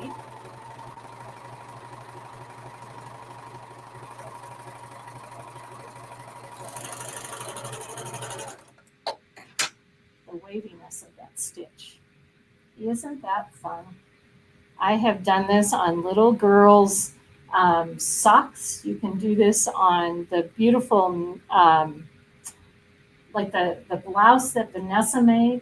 But that rolled edge now turned into a lettuce edge. This is really a great thing. And notice all I did is I changed my differential feed just a little bit to get that look. So change your differential feed to a smaller number, use the rolled edge, and it will help hold it and keep it nice and even. Or basically not even in this case, keep it nice and lettucey in this case. If you want more stretch, I mean, this still stretches. If you want more lettuce, you can actually hold your threads from front and back and actually even create a little bit more of that lettuce edge. So that is a great way to work with your admire air. Let me get back here. There we go. Your 5,000. So that's really, really pretty. Again, this is so fast for that rolled edge. That's why, again, I use this at home that way. Now, after all of that, I wanted to serge and get everything, show you what I wanted to do. But of course, there's the question of threading all the time. And we saw how easy our 7,000 and our basically, and our 6,000 were to thread. You press the magic button, it threads it through fast and easy. Something I forgot, by the way, about those two machines, they are open arm machines. So you take off the little open arm and you can go cuffs and all sorts of things on the 7,000 and the 6,000. So I kind of forgot that. I remembered it when I was putting them away. So with this is not an open arm. However, it is an air threading serger. So let's come back, and it's a different type of air threading. So this looks a little different down here, and this piece doesn't open up. Like some machines you can like open or change just a little bit. What I want to share is I'm going to raise my presser foot and raise my needle, and then just quit a little bit. All right. So this area in here is where your loopers will now be threaded. And so we have an upper looper and lower looper here. And there is something that is very important. And this, again, true with our top of the line machines too. I tried to show it, but I don't know. I think we'll be able to see it a little bit better here. Right there. All right. And there we go. There are little tubes right in here. So there are little tubes right in this area. And what I'm going to do is I'm going to turn from sewing mode to threading mode and then turn the hand wheel. Those just connected. So now there's an air passageway that's going to allow me to not have to thread in a difficult way. It's going to do it for me. So I'm going to do the upper looper. And all I'm going to do is put my thread. And you want a good, I like to put a few inches if I can, just push my thread into this little hole. Okay, so I just push my thread right into that little hole right there. And this is for my upper looper. So I'm going to readjust. And what I'm going to readjust to is, I want you to see this upper looper right there. And I might even take my presser foot off so you can see it. Let's see. Hopefully. Because what I really, and I'm actually even going to take the blade. Yeah, I'm going to leave the blade up. So, there we go. So now you can really see that looper right there. So there's my looper. Everything's connected down here. And I'm going to go from this right here. I want you to see there's a little pump. I just put the pump up. Let's come back. The first time I saw this, it was like magic because I've had a Serger a long time. So right there, when I pump, I just threaded that. Yay! That was the fastest, easiest thing to work with. I think it's so great. Here's my lower looper. I'm going to do a similar thing. So I'm just going to put a little bit of thread in.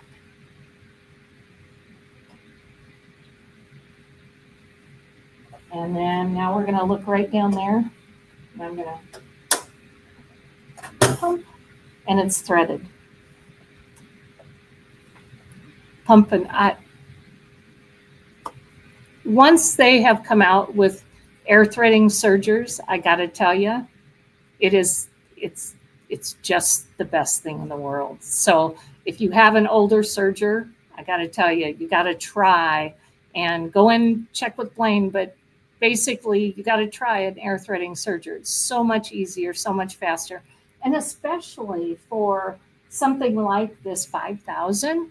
That is a great 4-thread serger, wonderful for rolled edges, just that little switch. It's so easy to work with that if you already have like a top line serger, this is a great addition. So I think that's what I'm fortunate I am able to have that at home. But this one, it just is so good and so easy for rolled edges, but also for your 4-thread stitching. So Blaine, at this point, I am getting ready to move to our other serger, but if you have any questions or have any comments or want to say anything for me, I think that's this is a great time, but I just love this serger. All right. Well, what we'll do is while you're changing over, I'll let them know how they can get this one, and then we'll come back to you and get the next one. Perfect. All right. Fantastic. All right, everybody. Again, we're going to tell you all about this Admiral Air 5000 overlock. Now, look at that great pricing on that, $12.99. Again, this is that 4-thread serger overlock. Financing is available on this. Again, give us a call if you have any questions on it at all. We have Rhonda Kramers. She's monitoring the chat on YouTube and Facebook. She can answer questions for you. If you go to our website, our live chat agents also can answer questions. But if you just want to talk to somebody, give them a call, 800-401-8151. Our wholesale sales staff, they're always standing by on the phones at the call center, and they'll be glad to take your call and help you out. And so, Kyle, what do you think? Let's give away something else. What do you think? All right, so we're going to do another giveaway. We are going to give away a sew mat. Oh, there we go, right there. We're going to give away. So yesterday, we said it had to be the small size because of sergers. Today, we are going to just let you pick any size in any color. 13 different colors to choose from. There's 4 different sizes on all of them except for the blue, gold, and red. And we have 5 sizes. We have a brand new double X large for those brand new big top-of-the-line machines that they got. We had to up our size for them. So let's everybody put Matt, M-A-T, in the chat right now. Matt, M-A-T, in the chat if you want a chance to win one of these. And we're going to try to get 100 again, Kyle. let's do it. We're at 41. All right, we're at 41. Everybody start putting that in the chat right now. M-A-T, sorry, jumped up to 60, 70, 60, 75. All right, we hit 100. He's going to hit the button. 82. We'll stay here all day, people. 87. 88. 90. 94. 96. 96. 97. Here we go. 3 left. Get ready, Kyle. Get ready. 1 more to go. Remember, put Matt, M-A-T, 101. 101, spin that wheel. I'm trying to give everybody a chance to get it in there. It takes a little while, you know. And our winner is Erin Potts. She asked the question earlier too. So great job, Erin, on asking questions. And Erin, you are watching today from YouTube. So congratulations. You just won yourself a sew mat. So what we need you to do, Erin, to claim that prize, we need you to go to smplive.tv. Scroll down toward the bottom of the page where it says claim my prize, fill out all that information. And most importantly, in the little notes section right there, just put in what color sew mat you want, what size you want. Once we get that information, we'll get that out to you. Y'all all have 30 days to claim your prizes. If not, Kyle puts them right back into the prize closet and we'll give them away another day. What do you think? All right, I think we're ready to go back, so let's head back.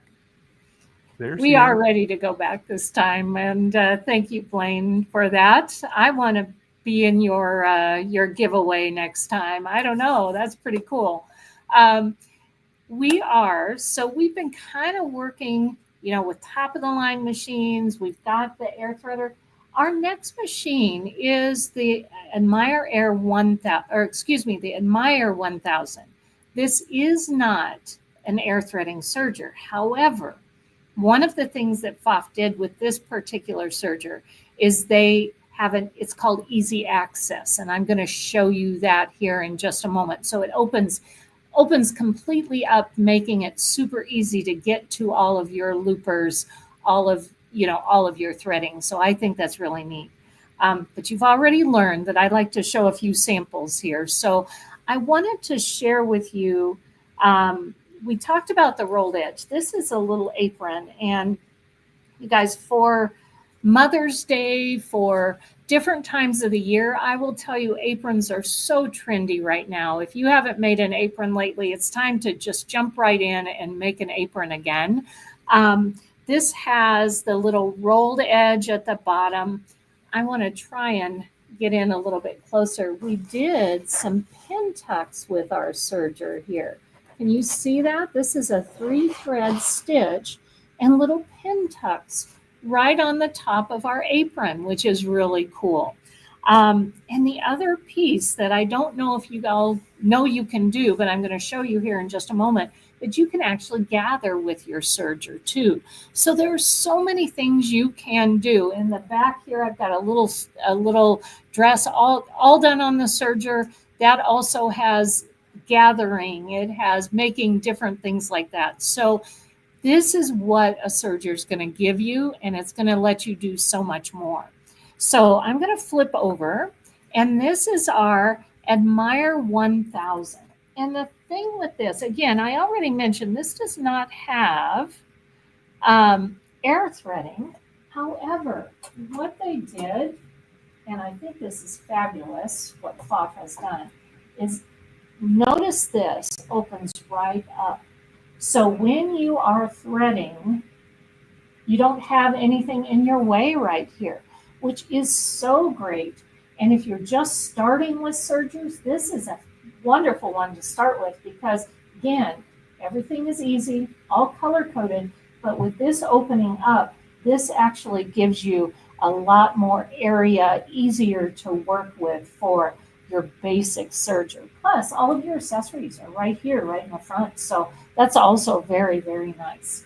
Now, I'm going to close up my serger here, so my 1000. And I just ran a little stitch, but so quick little stitch, you can see, really nice little stitch.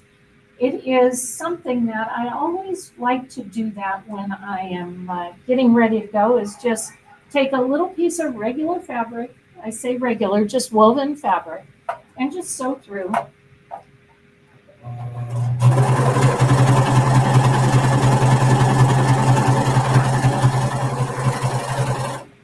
And again, that way you can make sure it all is looking just nice and perfect for you. With the sergers, I think you all know, if you're here, maybe not, but you should be, your loopers should be meeting right on that edge, and your needles should look nice and tight. So this is a really great stitch. Again, super fast, quick, easy to just do that with my Admire 1000. Now, with the 1000, I'm going to scoot up and zoom in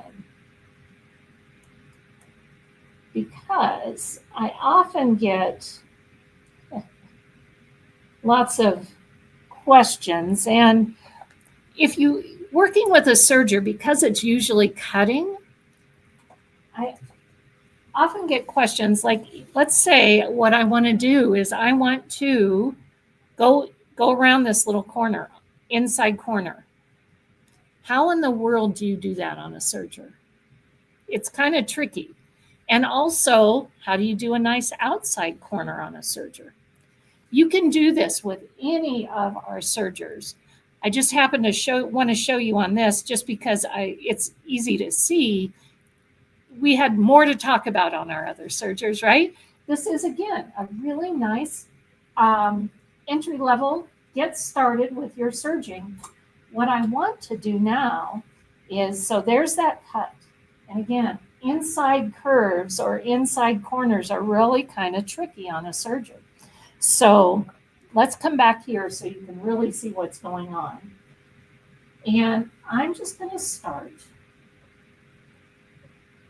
And I'm just going to begin sewing.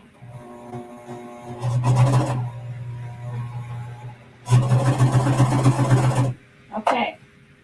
You see I'm getting close to that edge. You can't stop. And that blade is before whatever you're sewing back here, right? This is the trick, everyone. You want to get as close as you can with the blade without cutting. But now what you're going to do is you're going to almost, see what I'm doing is I'm folding. And I talk about straightening the seam no matter what your, basically no matter what kind of seam it is. So by straightening that seam, check that out. Look how you were able to go right around an inside corner or inside curve. Have you all done that before? Because that is a very great technique to learn and to practice a little bit, but you have to basically straighten out your seam. So that's a great way to do that. And you saw how easy and what the visibility was on our Admire 1000, right? So lots of, really nice thing for that. And the other little tip I want to show you is I often have people ask, and you may have asked it in the chat, but have you ever thought when you're making a garment or when you're making something, how do I start and stop a seam on a serger? Have you ever thought or wondered that? Like, let's say you're doing a side seam and you're going down to the bottom and you need to secure that. If it's going to be in another seam, that's fine, but you still have to secure your serge seam sometimes. Do you all, I want you to put in the chat, and Kyle, if you can maybe see if someone gives me, how do you do that? I want to know how you do that, because I'm going to show you a flip and turn method. Maybe you already do this method. I know some people take the serger ends and push it back through with either their tweezers or like a bodkin or a safety pin or something like that. But this is a way you can do it without actually having to do that, take the time to do that, or to use like a fray stop. So we're going to show you how to do a start and a stop with your serger. Okay, so let's flip back over. And I'm going to zoom out slightly now, just a little bit. And I'm going to turn this. So hopefully you're going to be able to see what I've got going on. So I've got my little chain back here. And I'm just going to start sewing. All right, so I'm just going to start sewing. And I'm going to take it easy. And I just, pardon me, goodness, I just put 2 stitches onto my fabric. So I have 2 stitches on my fabric.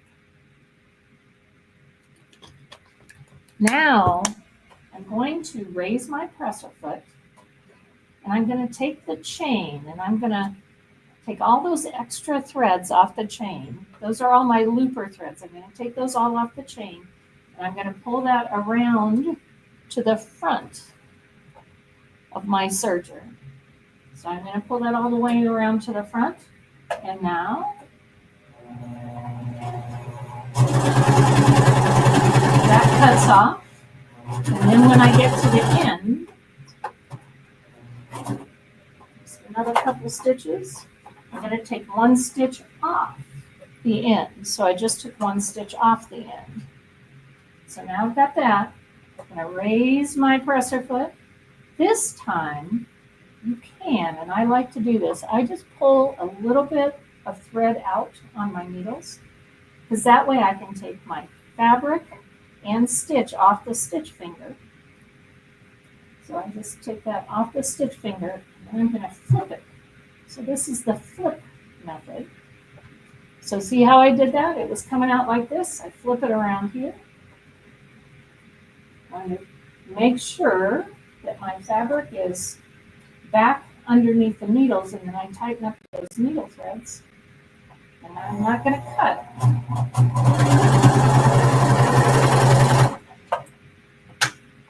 And now you can see I've got that. It's secure here. And now it's secure at the top. Come over here. Maybe you can see that a little bit better.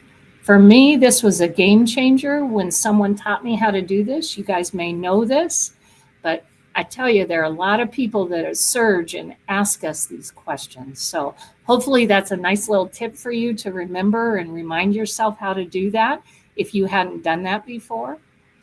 And one other little thing that I want to, actually two things. I mentioned about on this guy, this was all done with the serger, including the strap. So we're going to talk about the strap here. But I mentioned about the gathering. And there are gathering feet for different sergers. I usually, those are things that will help you like do like attach and gather in one step. But let's say we just want to gather just a little bit of fabric for like the bottom of this apron, something like this. You can gather with a 4-thread stitch and get some really nice gathers as you're going along, and you can adjust those gathers too. So that's what we're going to do. It's when you pull a thread and you break a thread, it's very frustrating when you do that on a regular sewing machine when you're making a long gather. So this actually will make it a little bit easier for you. So I'm going to go back, and again, everything that I am doing here can be done on the 7,000, the 6,000, the 5,000. We just had more to talk about on those other machines. So I want to share with you here about some of those great techniques. So I've got this little piece of fabric that I'm going to gather. The first thing you want to do when you're gathering, come back over here, is you want your stitch length as high as it will go. So a really super high stitch length. You want your differential feed also as high as it will go. So whatever serger, whichever admire serger you're on, you want it high and high. And then you can also take your needle tensions. So I'm going to take my needle tensions slightly higher too, just a little bit. Okay. Okay.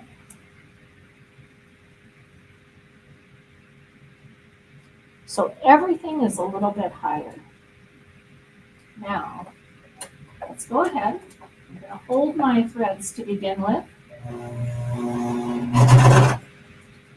And you can even, like, I'm going to put my finger back here. You can even put your finger back here.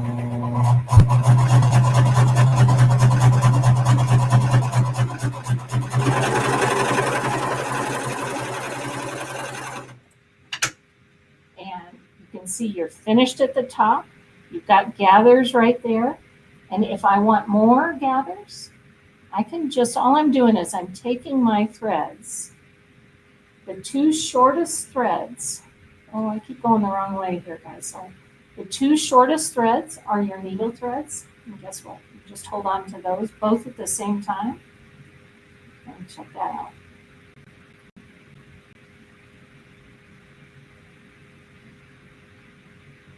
And now you can adjust your gathers completely.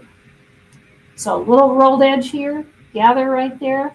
You're ready to go with your apron. So that is just wonderful. This is the only way I gather. If you're using heavier fabrics, I go to my machine and I use a ruffler is what I actually do with the heavy fabrics. But for something like this is just cotton quilting fabric, super, just medium weight wovens, knits. You can do that with really cute knits, that sort of thing, to get your gather the way where you want them to be. So high stitch length, high differential feed, turn your tension up a little bit, and you're going to get fabulous gathers. And then you can adjust them. Okay. So that is one of the other techniques with this little apron. We did the gathering, we did the rolled edge, but straps, right? So all of the straps. With a serger, this is really easy to turn your straps. If you guys have the tube turns or that sort of stuff, this is super easy way to turn straps. Now I'm gonna make it look really super easy because I'm using a real silky fabric today. However, I have done not only on the apron, but if you remember right at the beginning, I had this little skirt. These little straps, all of those are done cotton fabric, and they are just the exact same way that I'm going to show you here. Okay. So have you guys done tube turns with your serger? I hope you have, because they're super easy. And so let's go ahead. We do have to make a couple changes for our machine for this. So let's zoom out again. All right, and I'm going to scoot our 5,000 just a little bit over because I don't want you to get confused here, because I'm getting a little confused when I see it on screen. Okay, so with our 1,000, I had my tensions up a little bit. So I'm going to take them down back to where they were. I'm going to take my stitch length back to normal, which is between 2 and 3. I'm also going to take my differential feed. Am I right in your way? Nope. Differential feed back to 1. So back to, basically you're setting back up for a normal 4-thread stitch. Okay, so normal 4-thread stitch. We're going to sew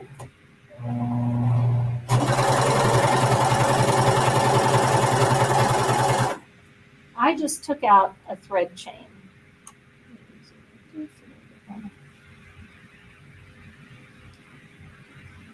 So I just sewed a thread chain, just pretty long right out here.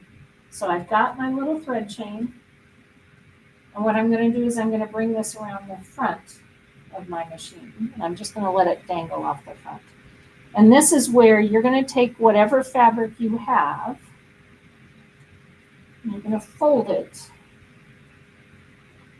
around. I just folded it around the thread chain. Thread chain's still connected right here. I just folded it around, and I'm just going to serge.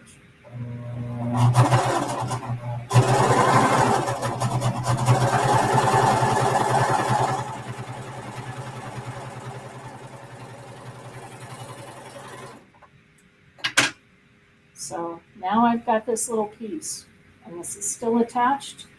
Here's your magic that happens, because now you're just going to pull this all the way through. And now you've got your tube turned little piece that is your strap And I'd love to know how many of you do this already, because I have a bodkin. I've used plenty of safety pins in my time, but this was, again, it's a game changer. Your serger is something that just speeds up your sewing. So I hope, if you haven't done this in a while, or if you tried it and maybe it didn't work, or if you've never seen a way to do a tube turn on a serger, it's really, really great. So very, very fun and easy with your serger. So are there any questions about the inside curve, the tube turn, the gathering, anything that we have done so far, actually on any of the sergers?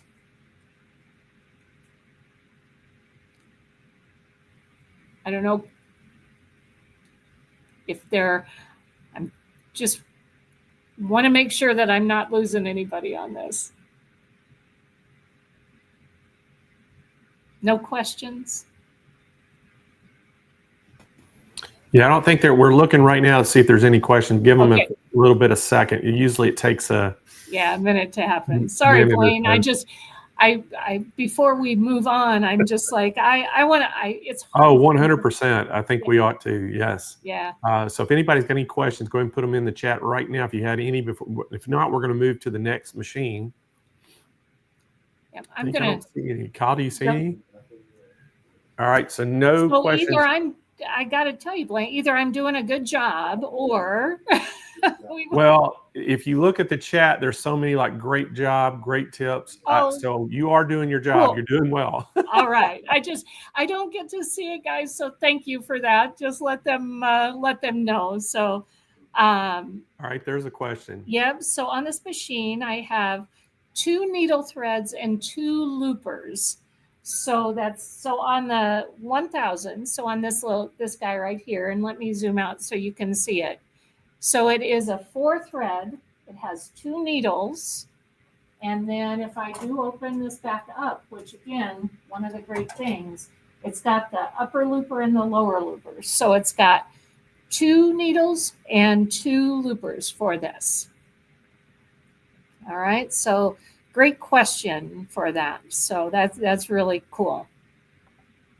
All right. I think that was it on that. So if you want to, let's go ahead and move to the next one. While you're getting ready, we'll go ahead and tell them how they can get this one. And while you're getting ready. All right, everybody. So this one is not an air threader. So I think they have air up there on that thing, but it's not an air. This is just a Admire 1000 overlock. So that is a typo. It's not an air threader. So just remember that. Again, guys, great entry-level price on this. 4-thread serger overlock, $599. We do have a call-in special on this, so you got to give a call to get that. Again, financing is available.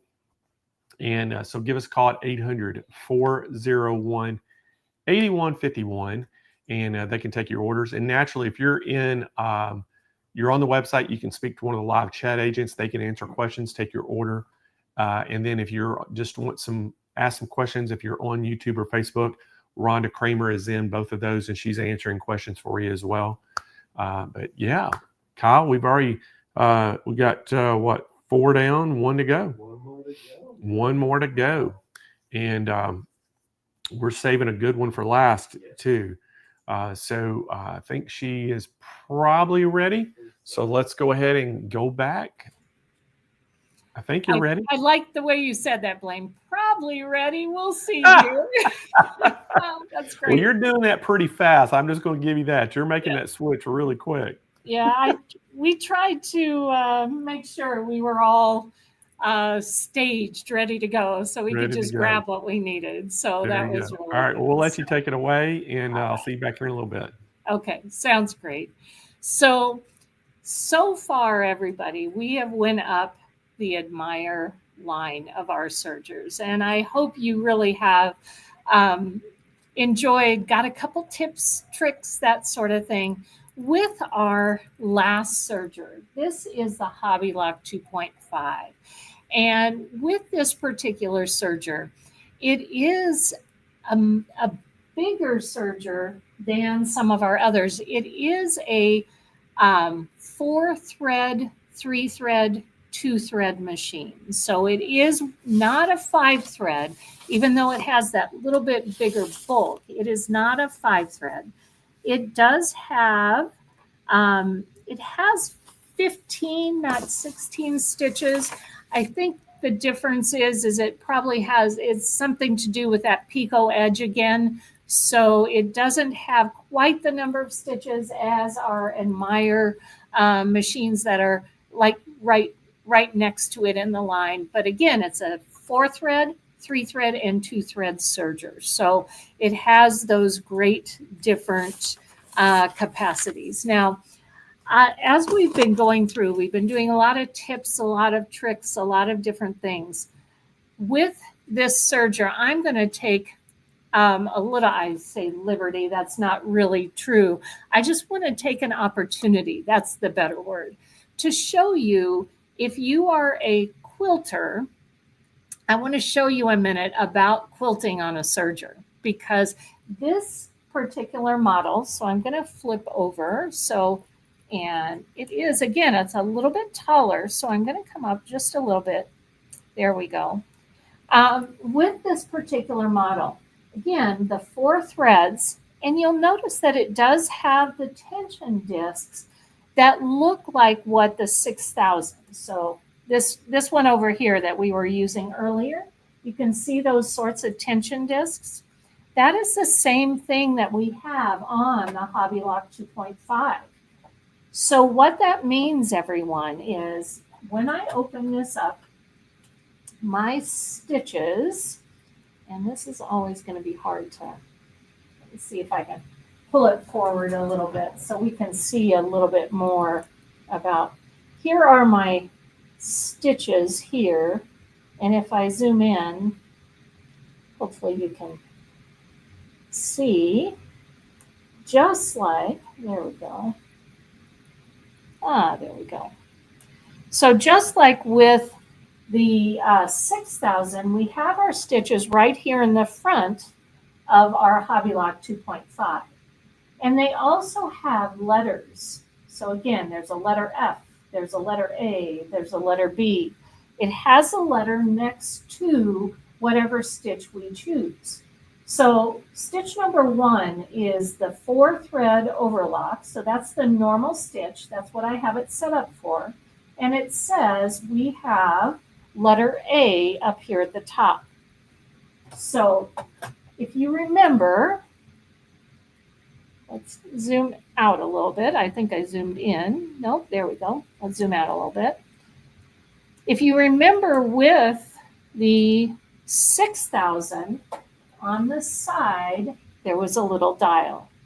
And that little dial has letters on it. And basically for every stitch that we have in the front of our machine, you're going to choose the letter that corresponds to it. And guys, it automatically sets the tension for that stitch.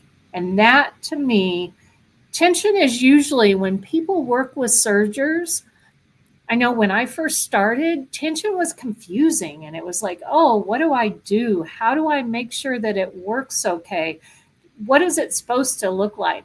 That's why when the tensions are set for you, it's great. The one thing about all of our Pfaff sergers, though, even though we may set a tension, if you're using a decorative thread, if you're using something different, a different fabric, you may have to adjust the tension, and that's okay. Don't be scared of that. Sometimes we were taught when we first started sewing and serging, don't ever change your tension. Well, you have to change your tension. You want to have that control. So once you have it set, you can adjust the tensions on, again, all of our sergers, starting with the 7000 to the Hobby Lock 2.5. So don't be scared. You can make those adjustments, especially for different threads. So that's a really big one, is the different threads, you need to change your tension. Okay, so I just had to come back because I want to give you permission to play around a little bit with that. But with this particular machine, I have it set up.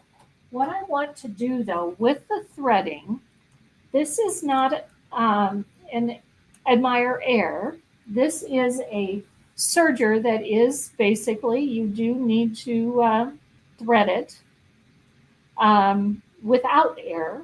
But if I can get down here just to the right spot,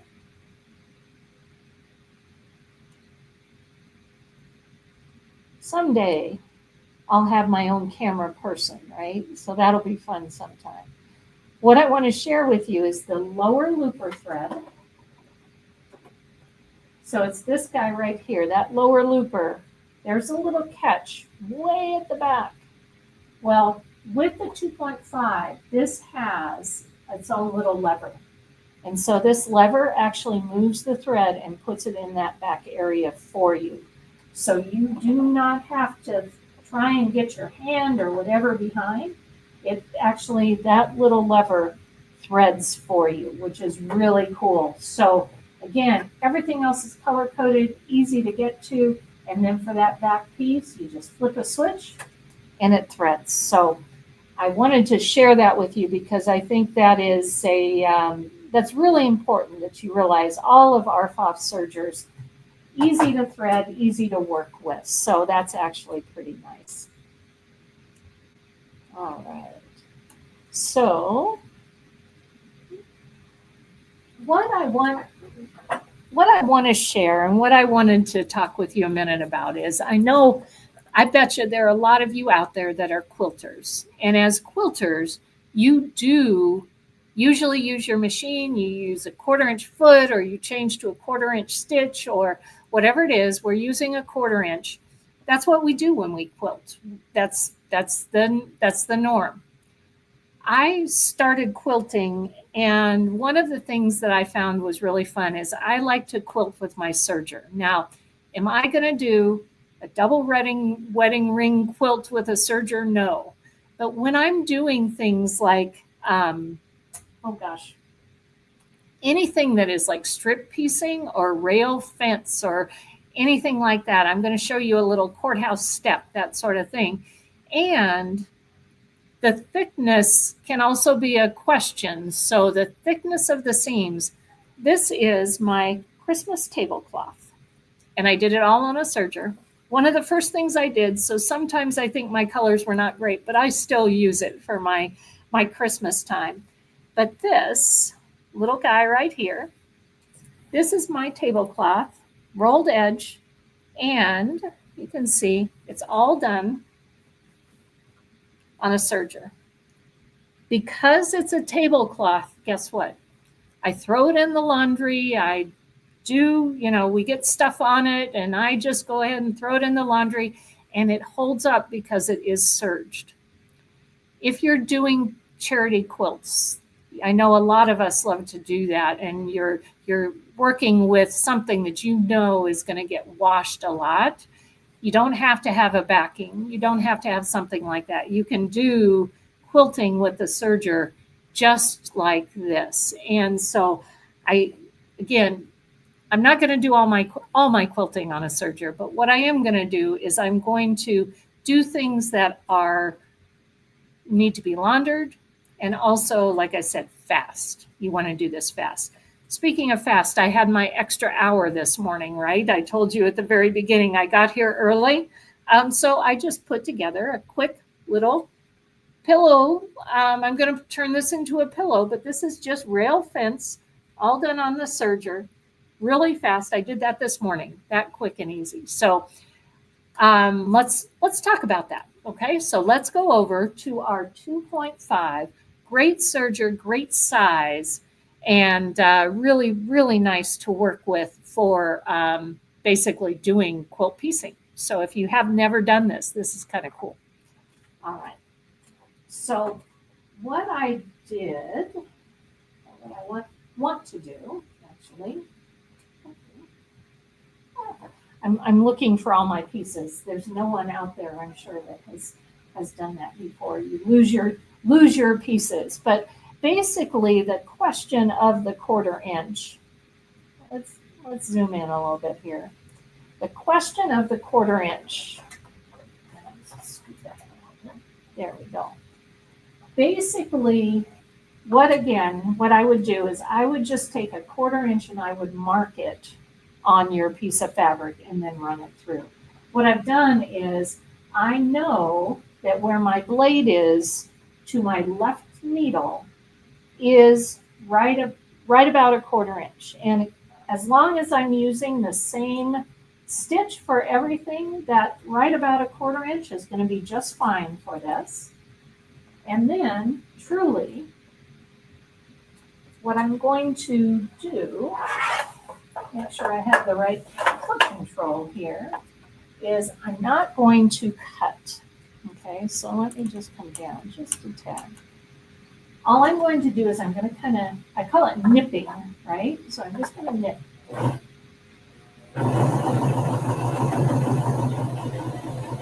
And I'm nipping a little too much.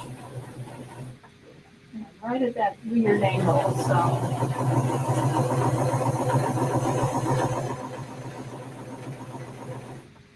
And make sure, oh, okay. And make sure I'm on letter A. I've learned about this today, have I not? I have learned that you have to follow instructions, which is really bad sometimes for sewists.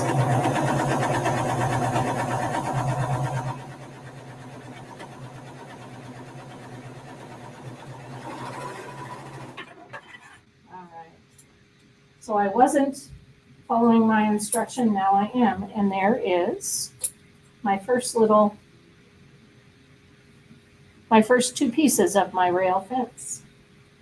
So let's zoom out so you can see this a little better now. So I've got my 2 pieces together. Let's put our next piece on.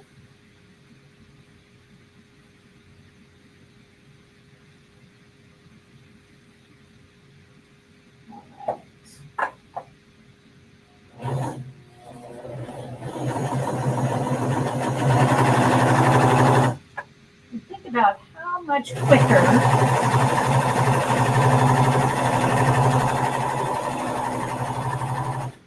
this is.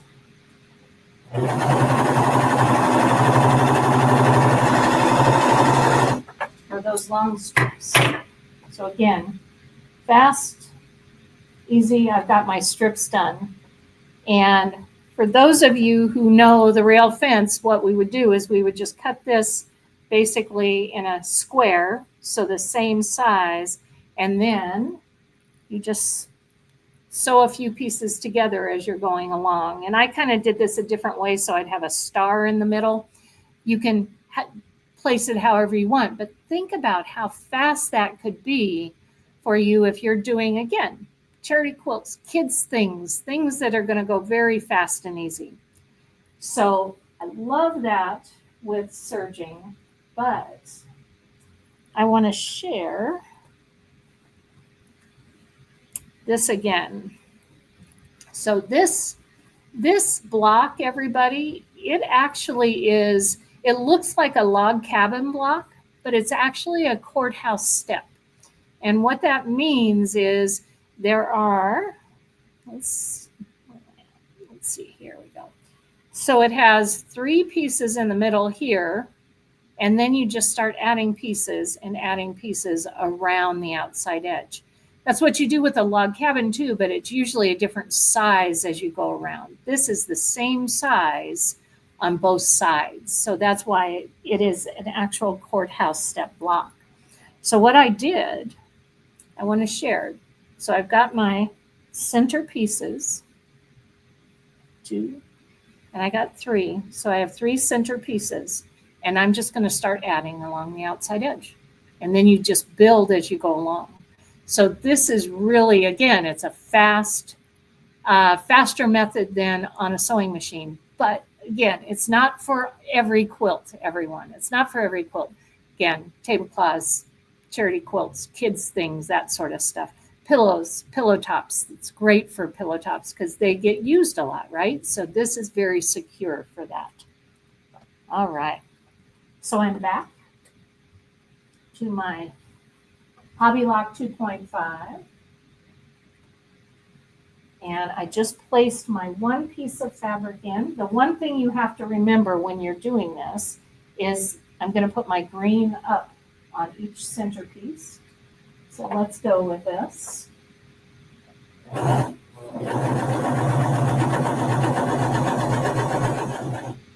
there's that. I'm folding everything out. So when I get about to here, everyone, guess what? I'm going to add my next piece. And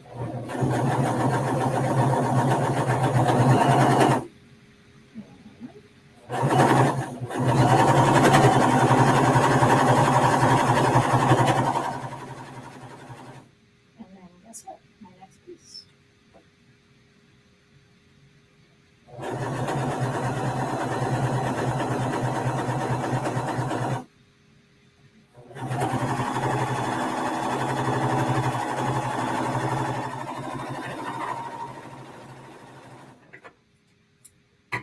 So now I've got all of these pieces together.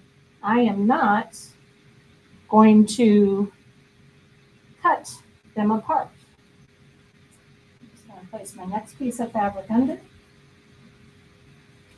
I guess I'm just going to take this, which we just sewed, and I'm just going to start that right underneath.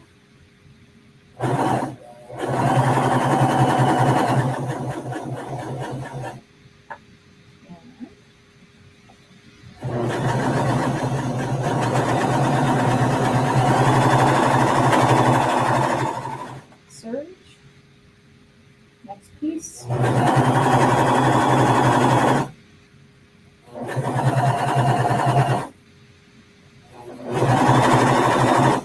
Serge.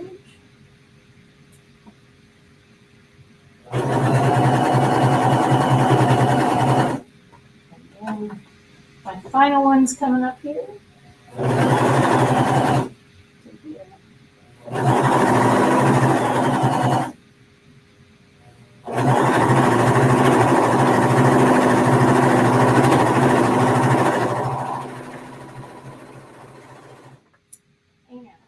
Once I have, so now I've got everything together, I'm just going to trim off that bottom, trim off the top. I'm going to come back here because I think you're going to be able to see a little bit better, but here are my blocks. They're just starting to build. So once you get close, and I had to do this on my lap because I just need to, there it is. It's just starting. You all see that? I think that is just wonderful. I love quilting this way. I made tablecloths like this for all my siblings and their wives. And guess what? If by chance we wanted to add some more, we can do that. If I have enough fabric, let's see, I think I've got enough to just, at least for one block, because it just keeps getting bigger and bigger, right? So let's go back. And I'm going to put my hexagon fabric first. That means I want the hexagon side of this right here.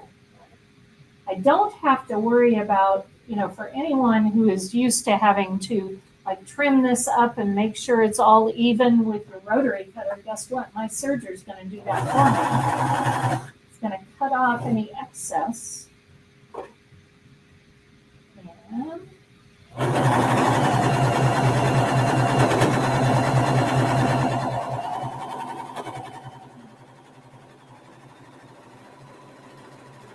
so again, saving you time that you don't have to worry about going to the rotary cutter and mat. You don't have to worry about that. You just let your serger cut your and square up everything.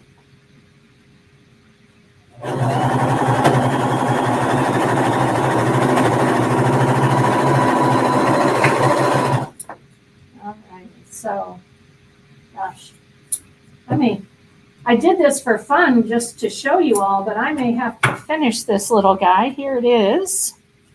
Look at that So again, just more and more pieces to continue to add on, which is really kind of fun.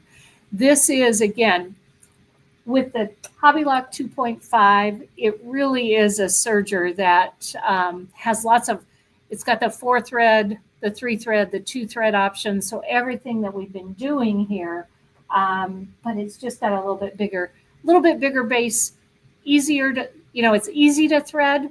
It doesn't have the opening or it doesn't have the pump, but it does have that little lever. So I thought it'd be fun, Blaine, here to finish up with something that not everyone does on Sergers. So does anyone have questions for me on the quilting, or Blaine, are there any, or do you have any questions for me on any of the Sergers? Because you've got quite a lineup here, and really Pfaff has done a fabulous job with this. These are I love these Sergers. I think they've got options for everyone. So I know I'm a little bit early, but I figured I'd kind of answer questions, see if anybody had any. Which way do I iron? Anita, thank you for that. I always try to iron out when I'm doing this on a serger. I think consistency is important. So, but I try to iron everything out. And then when I serged it, I tried to make sure they were out when I serged on these edges too. So really iron out. The only time that you have to be a little aware of that and maybe not iron out is if you are like I'm trying to see, it actually looks okay, but like a light fabric and a dark fabric. You usually want to iron to the, basically the dark fabric if you can, because if you iron to the light, what happens is sometimes it shows through. Okay, so, but usually out unless it's a light and dark fabric really close together. A flat stitch for decorative tops. Oh, that's a good one. I don't know if it's Deanna or Dina, but really great question. The flat lock stitch, it usually is a 3-thread stitch, so it can be done on many machines. But what you end up doing is you really kind of take the tensions to a very interesting level. Now, I unplugged my 7000. Otherwise, I would go and look here for what it is, what we would need for that. But let's play for a minute since we have just a moment. And that's a really great question. I'm going to use, so I'm just going to come back to my machine here. And what I'm going to do is I'm going to use a 3-thread stitch. And I'm going to do a 3-thread wide stitch. So I'm using the left needle rather than the right needle. So I'm going to use the left needle. There we go. I'm going to take out, get the proper screwdriver. So I'm going to take out that needle. All right. Okay. And I just want to make sure I'm still getting a stitch, which I am, so that's good. If I look on the inside here, so again, look down here. Remember I had mentioned, so the flat lock wide is letter F. So you don't have to, I'm going to ask you to trust me this time. So letter F here. Okay, so I'm going to change this to letter F. Okay, so now I've got that on letter F. What's going to happen is a normal stitch that you see like this, right? So a normal stitch, we have to loosen the needle enough that it's going to open up. So that's what's going to happen with this, is it's going to loosen the needle enough so it will open up. All right, so let me come back, bring this back up.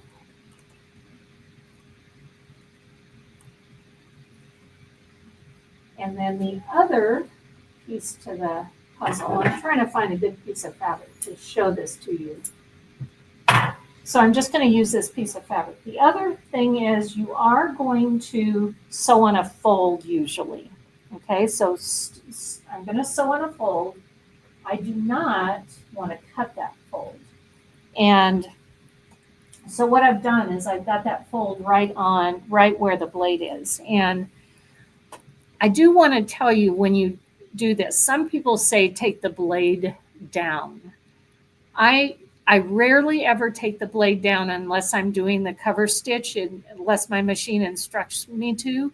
The reason is that the loopers are still going up over our fabric. If you take the blade down, your fabric, I've seen people take it too far and actually, I'm going to use a very strong word, impale their looper into their fabric, and it causes not good things. You'll be going to see Blaine if you do that. So I leave the blade up, but I'm a little careful, right? So I'm going to be very careful. I'm not going to cut. I'm going to just write it right along that edge, okay? So here we go. Flat lock.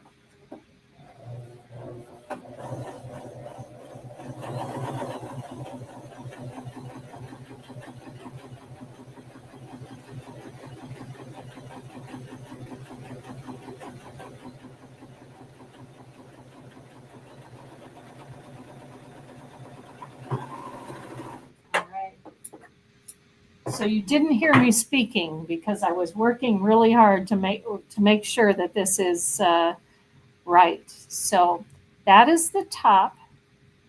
That is the bottom.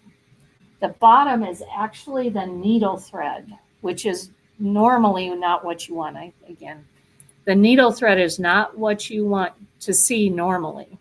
So there's the top. There's the needle.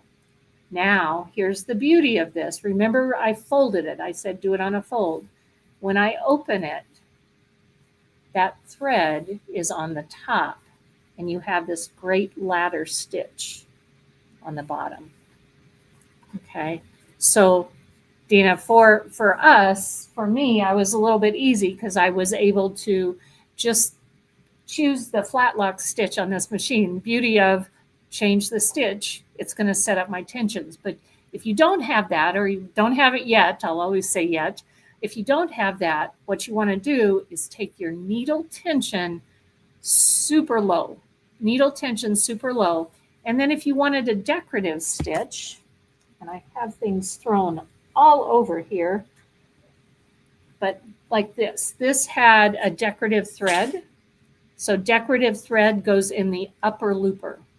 So needle tension super low, decorative thread in the upper looper, and then, like I said, with our hobby lock, it did it for me. But those are the two things you need to know. Judy, great question. Judy just asked about the last two Sergers, actually last three that I demonstrated. They do not have a knee lift.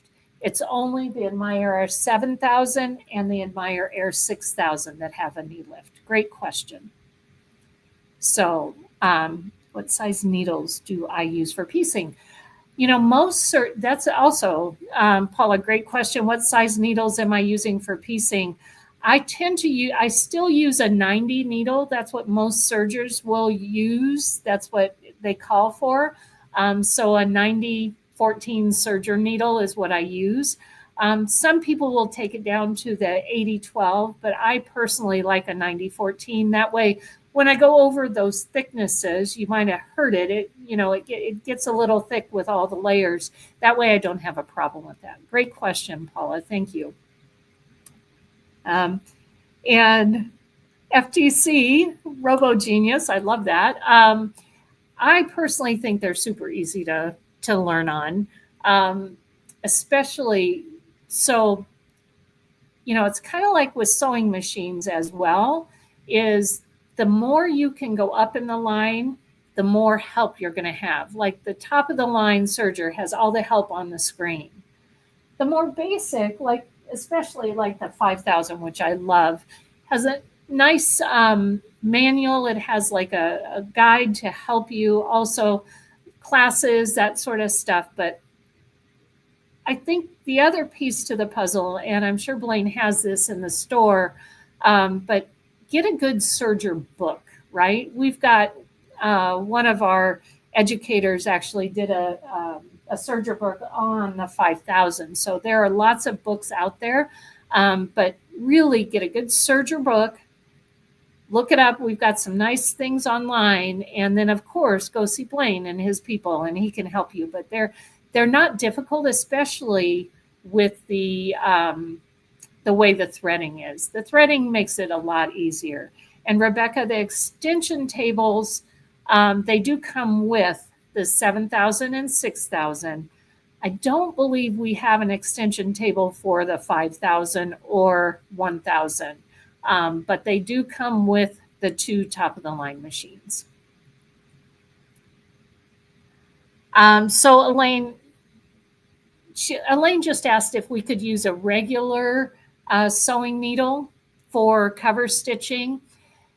It really is not recommended. These particular machines, you do want to use a serger needle. So if you are using like a decorative thread, you do want to use a 90 because that has a little bit bigger eye to go through. Or your decorative thread often goes in the loopers, which is really easy to work with.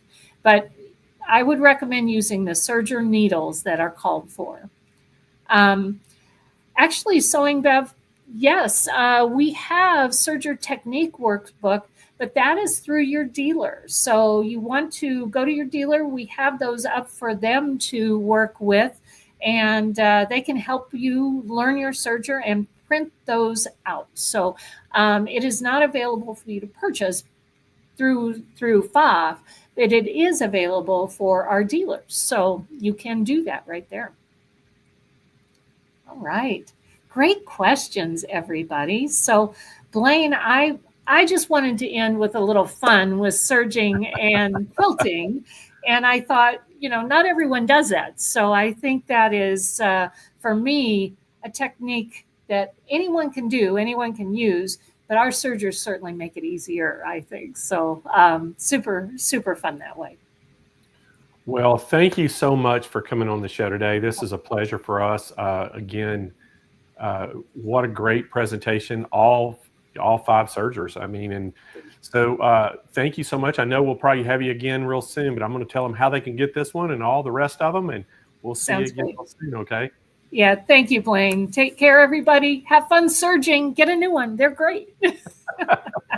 All right, bye-bye. All right, everybody, we're going to start with the one she just did. We're going to go back and give you a little recap on all of them. But this is the Hobby Lock 2.5 overlock. Now, again, $599 on this. We have a S&P live pricing call-in special. Give them a call at 800-401-8151. This is a great price on that. And then we went over the 1,000. That was the one we did too. It's not an error. There is a typo on there. So this is the Admire 1000 overlock. $599 for it as well. We have financing available for both of those. 800-401-8151. The next one up then was the 5000. Now this is an air threader. So the Admire Air 5000 overlock. You see the pricing there of $12.99 for that one. And then we had the 6000, which was the Admire Air 6000 cover lock. And this is basically the same as the top of the line. It's just not computerized. It doesn't have all the fancy features, but it's manual. $29.99, great price on that. And we have the call-in special. And then the big daddy of them all, the Admire Air 7000 cover lock. This is the fully computerized 5-thread serger cover lock. And again, $49.99 on this. And this is really nice. And again, we had the 2 of the tables come with the 7,000 and the 6,000. The tables come with it. So 5 great sergers for that. So y'all, if y'all have any questions about any of those that you've seen today, give us a call at 800-401-8151.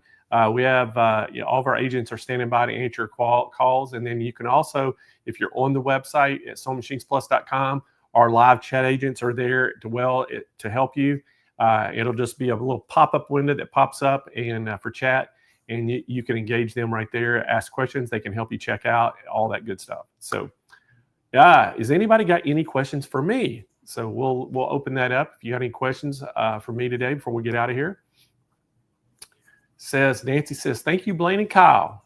Yeah, I'd like to say big shout out to Kyle out there too. So Jenny Drake says she loves the 6000. Jenny, I tell you what, these two machines, in particular, the 7000 and 6000, I said it earlier, when you get a really high quality, either sewing machine or a serger, you can tell the difference in the sound it makes when it's sewing. And then the other thing you can see is very, evident when you look at them is the stitch quality. The stitch quality is just unmatched. And these are premium, machines and premium brand. And we're super excited to be able to offer them today. And Nancy says they were all great machines. I think they were too, Nancy. And, the thing is, we have it to, it's one of those things, we have it to everybody's kind of pocketbook. If you're, can't afford some of the other ones, we have some that you can. So we have a little bit a price point there that'll work for just about anybody. And again, depending on what you're doing, I tell you, if you're using a serger a lot, man, I tell you, these top of the lines are just awesome. Thank you, Blaine and Kyle. It's been a great 2 days. It has. And Jenny Drake says, thank you for a wonderful day again. So thank you, Jenny, for joining in today. We're glad y'all came. Now, again, we're going to have tomorrow, we're going to have Baby Lock in the house. And we're going to have 2 days of Baby Lock. We're going to cover 8 sergers in those 2 days. And we got the brand new one that's online that we're able to sell online now is the Applied. That's only been available in the retail stores. That's available. It started April 1st. It's available online now. So we'll have that on the show tomorrow and it'll be available. So great lineup the next 2 days as well. But again, guys, if you are interested in any of the sergers you've seen the past 2 days, get on that phone and give us a call. And again, all the pricing is great right now, but the quantities are limited at that price because y'all probably have heard there's some tariffs in town, and the tariffs are affecting the pricing of the future machines we're getting in. So I would act now if you want to get something because the prices probably are going to go up a little bit, and we can't control that, but we can control it right now, can't we, Kyle? So anyway. All right, let's, no questions for me, Kyle? All right, well, good. Oh, well, good. Thank you all for joining. We really appreciate it. Appreciate the SMP Nation out there. Appreciate all y'all's business. We really do appreciate you. Let's go ahead and do a final giveaway before we close out today's show, and then we'll be back here again. We'll start the stream about 8:45 in the morning Pacific time. That's 10:45 Central. And we'll be here, half a day again tomorrow. So make sure y'all join in. So right now we're going to give away a Brother P Touch label maker. Now these are really cool because it's like a little printer that Bluetooths to your smartphone. And all you have to do is download that P Touch app. You can do all your work on your cell phone and then just hit print, and it sends it wirelessly to the little printer, and it'll print out your tape. Not only are we going to give you the P-Touch, it was about $130 value, we're going to give you $100 worth of the tape that goes in it. So we're going to give you a bunch of different varieties of width and colors of tape to go in this thing. And so when you get it in, I think all you'll have to do, I can't remember, the batteries may come with it. I can't remember, but I don't remember, but you may have to throw batteries in it, but you'll be able to start printing as soon as you get it. So that's kind of cool. All right, Kyle, let's spin that wheel. Here we go.